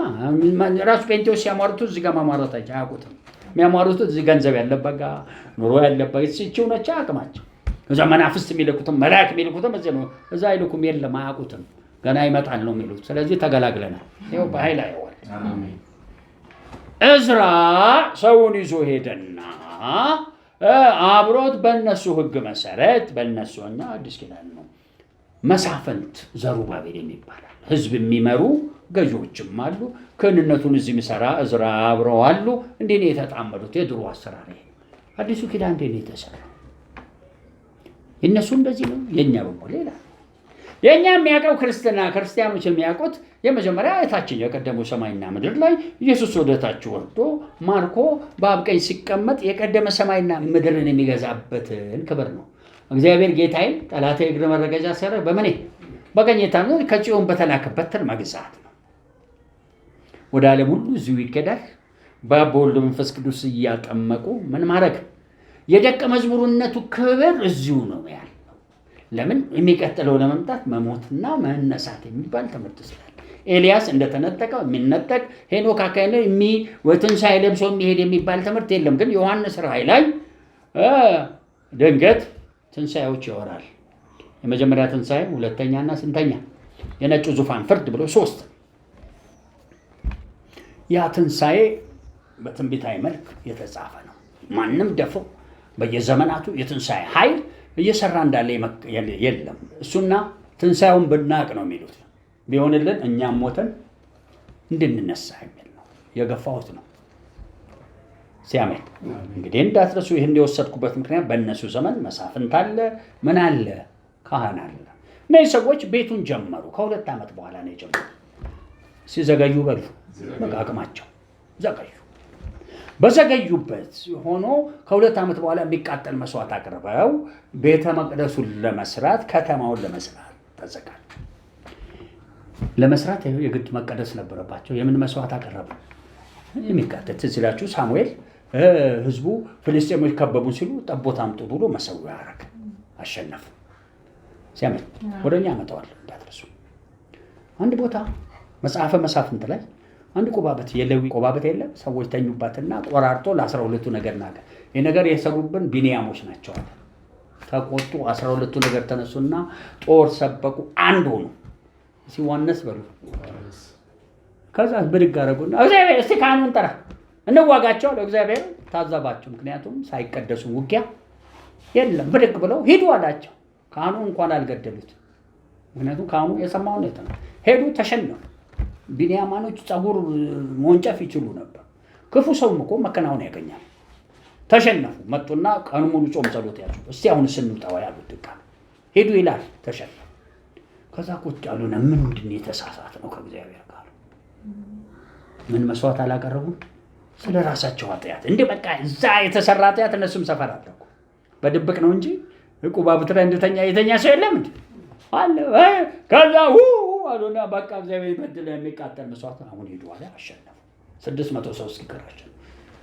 ዛሬ ታዲያ መልእክቴ ምንድን ነው? የኪዳኑ መስዋዕት ዛሬም ከኛ ጋር አሁን ያልኩ ኪዳን በሙሉ አብሮት ዛሬም የበቃን እንዲያደርገን የቀራንዮ መስቀል በላያችን ላይ አለ። አሁን መቅሷዲ ውስጤ ነው ያለው የሚፈስ ደም፣ የተቆረሰ ስጋ፣ የደቀቀ መንፈስ። እሱም ደግሞ አሁን ትምህርቱ እየጨመረ ሲሄድ መለኮትና ምን ይሆናል አለ ሰው የሆነ ይቀጥላል። ምንም ማለቂያ የለም። ከዛ እሱ የተነሳበት አለ። ከዛ ኪዳኑ አለ። ያ ኪዳን በሰማይ ስፍራ ነኝ እዚህ ነኝ። የት ነው ዋናው ስቴሽን ቴዲ ቢባል እናንተን አላውቅም። ቀደመ ሰማይና ምድርም የለውም ግን አለው። የትኛው ሰማይና ምድር? እዚህ እሱ ነው። ይደብረኛል። ኢየሩሳሌም ምናምን የሚባል ነገር የለም። እግዚአብሔር የመለኮት የጀመረው የራሱ ዙፋናቶች አሉ። እዛ ዙፋን ላይ ተቀምጬ ነው ያለው። በትረ ስልጣኔ እዚህ የሚገዛ እንጂ የኛውንማ ድሮም አለን። ስንት በትረ ስልጣን ሊሆን ነው ማለት ነው? የዚህኛው ምን ይሰራልሃል ነው ጥያቄ። ፍጥረት ሁሉ ወደዛ እንዲሄድ ኢሞርታሊቲ ዓለም እንዲገባ ወደዛ አይነት ትምህርት ክርስትናን ማምጣት የኛ ፈንታ። ይሄን ለማምጣት ኪዳን ወሳኝ። ጌታ ይክበር። ስለዚህ እነኚህ ልክ እንደተሸነፉ ሁሉ ቀት ለምን አስፈ እንዳንሸነፍ ቀራንዮ አሁን ተሸክም የምዞረው እንዳንሸነፍ ትንሣኤውንም እንዲሁ ኪዳን ለምኑም የሚቃጠል መስዋዕት አቀረቡ እዝራ ስለነበር። ጌታ ይክበር። ከዛ ቤቱ ተጀመረ። ሲጀመር ዙሪያውን ያሉ ጠላቶች አሉ። ማን ስሮ ብላችሁ ነው ብለው አስጨነቋቸው። ሲያስጨንቋቸው በቃ ዋነስን ሊጥሉ ሆነ። ሰሞኑን ዳይቨርዥን እላቸዋል ወይም ዲፍሌክሽን። እንግሊዘኛው ብዙ ጊዜ ምን ማለት ነው? የሆነ ሰልፍ እዚህ አስነስቶ አንተን ከቦታው ማንሳት። ኢየሱስ ወደ ኢየሩሳሌም ሲሄድ ሄሮዶስ ሊገል ነው፣ ቶሎ ውጣሉት። ዛሬና ነገን አጋንንት ተጣለው። ሂጂና ያችን ቀበሮ ንገሯት። ከኢየሩሳሌም ውጭ ነብይ ምን አይልም። አገር ጥሎ አልሄደም። ዛሬ ብዙ የተቀቡ ሰዎች አገር ጥሎ የሚሄዱ እኮ በሰልፍ ዲፍሌክት ያደርጋሉ፣ ይሄዳሉ። እግዚአብሔር የለም። ከዛ በመጽሐፍ ቅዱስ ታዲያ ቀርቶ እሱ ዳዊት ንጉሶች በሚታዩበት ሄዶ ቤት ተቀመጠ። ከኦሪዮ ሚስት ጋር መነዘረ። በጣም አስቸጋሪ ዋነስን መጠበቅ ከባድ ስራ መካከል አንዱ ምን ማድረግ ነው? ዲፍሌክሽን ማለት ከነበርክበት እግዚአብሔር ካዘጋጀ መውጣት። ለሱ እዚህ ነው የሚወቃ። እዚህ ዋጋን ስትጨነቅ እዚህ ጋር በድገትልና ይሄኛውን ሐሳብ ትጥላለህ። አለቀ። አስቷል። እንዳያስተኝ ይጠነቀቃለሁ በሉ። አሁን እነኚህ ሰዎች አስጨንቀው ያዟቸው። እስላም ክህንነት በደንብ ያውቃል። ዘሩባቤልም በጣም መጠንቀቅ ምን አሉ? ኧረ እኛ በራሳችን እኮ አልጀመርንም፣ ንጉሱ አዞን ነው። ማን የሚባል? ቂሮስ የሚባል አሉ። ንጉሱ አላዘዛቸው። ያዘዛቸው መጀመሪያ ማን ነው? ዋነሱ ተበላሽቶ እግዚአብሔር ቂሮስ ነው። ቂሮስ እንኳን እግዚአብሔር አዞኛል፣ እኔ አዝዣቸዋለሁ አለ። እግር ሲሄዳል ቂሮስ ቀጥሎ ማን ነው? እግዚአብሔር ቀጥሎ። ልክ እንዲሁ ዛሬም በኢየሱስ ስም አብ የመጀመሪያው ክብር ነው። ሁለቱ አሁን ለመጣበት ነው። በእግዚአብሔር ባለን ሐሳብ ላይ አሁን የምፈልገው ክፍል ላይ ለደርስ እነዚህ ሰዎች ይህን አፋቸውን ሲናገሩ ወዲያው ደብዳቤ ጻፉ። ቂሮስም መቼ እንደሞተም ሊገባን አልቻለም። ሌላ ንጉሥ ነው የተቀበለው። አስከለከሉ። ለምን? ነቀፋ ተስተጓጉለ የሚል ተጽፏል። ተስተጓጉሎ ቆዩ። የተወሰነ ሌላም ንጉሥ መጣ ሲል መስራት አልቻለም። ከዛ በኋላ ዛሬ ቤት አንብቡት። እኔ አሁን አላነበውም። ዕዝራ 5:1-2 ላይ ነቢያት ተነሱ። ኪዳኔ ተነስቷል በሉ። አንዱ ሊያማልድልን የሚጠራው ኢየሱስ ነው፣ ክርስቶስ። አንዱ መንፈስ ቅዱስ። እነኚህ በቁ ዛሬም ያልተለወጡ የዛሬ 2000 ዓመት የእግዚአብሔር እንደ ያለው አሁንም የኪዳን መብሽ ተበስቶ ኪዳን ሲብለጨለጫል። ከኋላ አይደለም ከፊት ሲፈጹም መስመር ላይ ነው በሉ። በኪዳን ያለ ነው። በትንቢት እንግዲህ ትንቢትን ሁሉ ሊጨመድድ ነው። ትክክሉን ያጸናልና ሌላውን የጨመድደዋል። ይህ በሙ አዲስ ሌላ ምንም የማናውቀው አይነት አስተምርቶ ከዛ ይሄ ተዘጋ የቆመ ተራራ ሁሉ ሲናዳል። ለምን? ሐጌና ዘካርያስ ተነሱ ሲል አንበቦቃሉ ከተጓጎለበት እንደወጣ ዛሬ መልእክት ነው ማወራው። የተለየ የእረኝነት አገልግሎት ውስጥ እግዚአብሔር እንዲህ ይላል፣ ኪዳኔ ይሰራ ዘንድ ወጥቷል። ትንቢት አይደለም ኪዳኔ። ርዕሳችንን ኪዳኔ ለሥራ ወጥቷል። ላምበብ ነቢያቱም ሐጌና የአዶ ልጅ ዘካርያስ በይሁዳ በኢየሩሳሌም ለነበሩ አይሁድ በእስራኤል አምላክ ስም ትንቢት ተናገሩላቸው። እኛም ደግሞ በዘላለም ሐሳብ ክብር አማካኝነት እግዚአብሔር ለልጁና ለመንፈሱ የገባውን ምን ቃል ኪዳን ተከትሎ እነኚህ ዘካርያስና ሐጌ እንደተናገሩ ኢየሱስና የእግዚአብሔር መንፈስ ወጥተዋል። ትምህርቱ እረኛዬ ትምህርት ነው። ስሙት ቀጥሉ። በዚያው ጊዜ የሰላትያል ልጅ ዘሩባቤል የሰዴቅም ልጅ ኢያሱ ተነስተው በኢየሩሳሌም ያለውን የእግዚአብሔርን ቤት መስራት ጀመሩ። በትንቢት ተጀመረ። እኛ በኪዳን የተጀመረው ስራችን ይጸናል። ዛሬ ማጽናያ ቀን ነው። በሙሉ ያፈቀደም ያየሁትን ሌላም ያፈራል። ለምን የመጀመሪያ ተስተጓጉሎን ያስወግዳል። ይሄ ነገር ልክ ከተፈጸመ በኋላ ያሉ ሰዎች ተቆጡና ደብዳቤ ጻፉ። ሲጠይቋቸው እግዚአብሔር አዞን ነው የጀመረው። ለምን አሁን ያዘዘው ቂሮስ አይደለም። እነማን ናቸው? ሐጌና ዘካርያስ። ስለዚህ እግዚአብሔር ነው ያዘዘን። በእግዚአብሔር እመኑ፣ ይቃናላችሁ፣ በነቢያት እመኑ፣ ነገራችሁ ይሰላል። ለምን እግዚአብሔር አሉ። ቂሮስ ቀራ። ከዛ ሲታዘዝ ያ ንጉሥ መዛግብት አየና ቂሮስ አዟል፣ በሉ ይስሩዋል። ማን አዘዘ ማለት ነው? በሌላ ቋንቋ እግዚአብሔር አዘዘ። እስቲ አሜን። ስለዚህ ዛሬ ኪዳናችንን በተመለከተ መልእክት ነው ማወራ። ቁጥር 14 እና 15 ስላነብ ነው። ባለ ኪዳኖቹ ወርደዋል። እዚች ምድር ላይ የሆነ ጦርነት ይሆናል ምድራዊ የቀደመ በዛኛው ደግሞ ሞርታሊቲ ምናምን የለም የሚለው ነገር ሁሉ የሚያፈርስ አቤት የኪዳን ክብር ይለቀቃል። ዳይቨርዥን አይደለም። ቀጥታ ፍላጾች ሲወረወረዋል፣ ይበተናል። እግዚአብሔር አሸንፎ ይወጣል። ላንብብ 6:14 ዕዝራ 6:14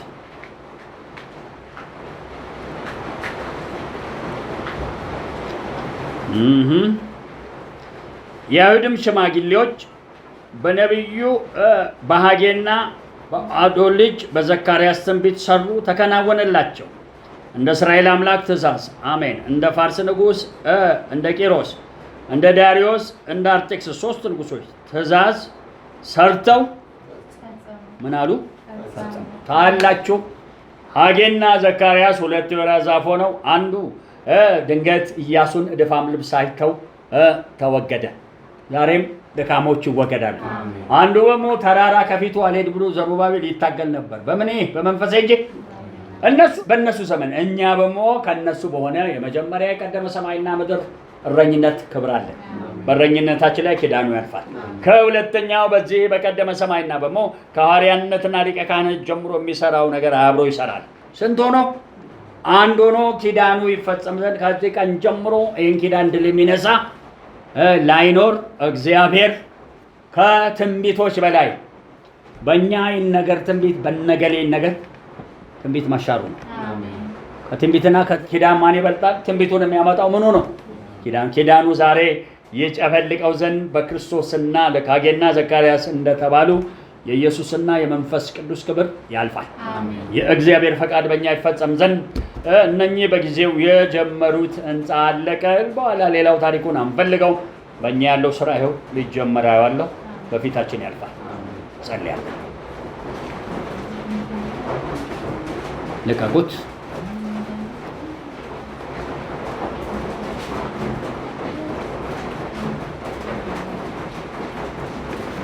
ተመስገን።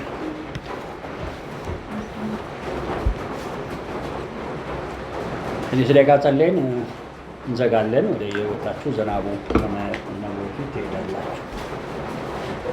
እጆቻችሁ እነሱ ጥቂት ቆዩ። የአቤል ኪዳንህ ወጥቷል። የዛሬ 2000 ዓመት ሄደህ አድረግ። ያ ኪዳን በታላቅ ሁኔታ መስራት ጀመረ።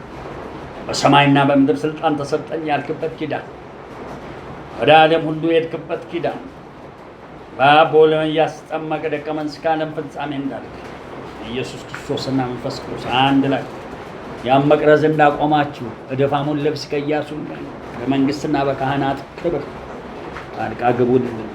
በሐዋርያነትና በሊቀ ካህንነት ጣልቃ ግቡልን። እንዲሁም ደግሞ በመሪና ባዛዥ ጣልቃ ግቡና ኪዳን ገፍትሮ ትንቢቱን ሁሉ ይጣል። ኪዳን ገፍትሮ እውነተኛ ከእሱ ጋር የተገናኘ ትንቢቶችን በሙሉ ያጽናልን። ምሪቶችን ያጽናልን። ኃይል ቀደም ያየሁት በሙሉ ወጥቶ አምላኬ ተፈጸመ እንደሚል ይሄ ጀመርከው የአገልግሎት ክብር፣ ይሄ ጀመርከው እግዚአብሔር የሴርን ተራራ መዞር አበቃ። እሱን አልፈን ሄደን ከፍ ከፍ በል። እጆቻችሁን አንሱ። እንጸልይና ልንጨርስ ነው። እዚህም የምታውን እግዚአብሔር ፈቅዶ የገባችሁ አብራችሁን ጸልዩ። የሄደ ነው ኃይል ያ ኢትዮ ኤርትራ መካከል እግር ሲሄድ አየሁ አላልኳችሁ? ኪዳናችንን ሊፈጽም እየተራመደ።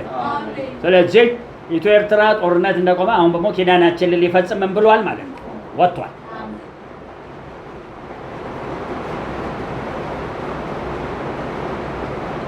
አመስገን። ሁሉም ነገር ላይ አሸጋግሩት። ኑሯችንን ሲያስተካክል አይቻለሁ። ትልልቅ ስራ ሊሰራ ደግሜ ብያቸዋለሁ። አዳራሾች ብቻ አይደለም፣ የዓለም ኳስ መጫወቻ የሆነ ስፍራ ላይ ሁሉ ወንጌል ይሰበካል። በሙሉ የነገር ይዘመታል። እንዲህ ያሳየኛል። የወጣው እግር የሚጎትቱትን ሲጠላ ያለ ዋነስ የሌለው አንድ መሆን የሌላቸው ይወድቃሉ። እግዚአብሔርን ወንጌል የሚጋፋ ጥንቆላ ምናምን ይወድቃል። ይራመድ ወደፊት። እንዲሁ በዕዝራ ዘመን ተፈጸመ እንደሚል በኢየሱስ የኪዳን መገለጥ በፊታችን ይለፍ ፈጽሞ እኛም ጨርሰን ወደ ክብሩ እስክንገባ በኢየሱስ የተጀመረው ፍጻሜ ያገኝ። ጨብጡና ያዙ።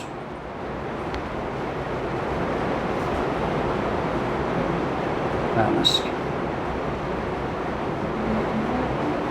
ስንያዝ ፈጽመናል። ወደፊት የተጀመረውን ትምህርት እቀጥላለሁ።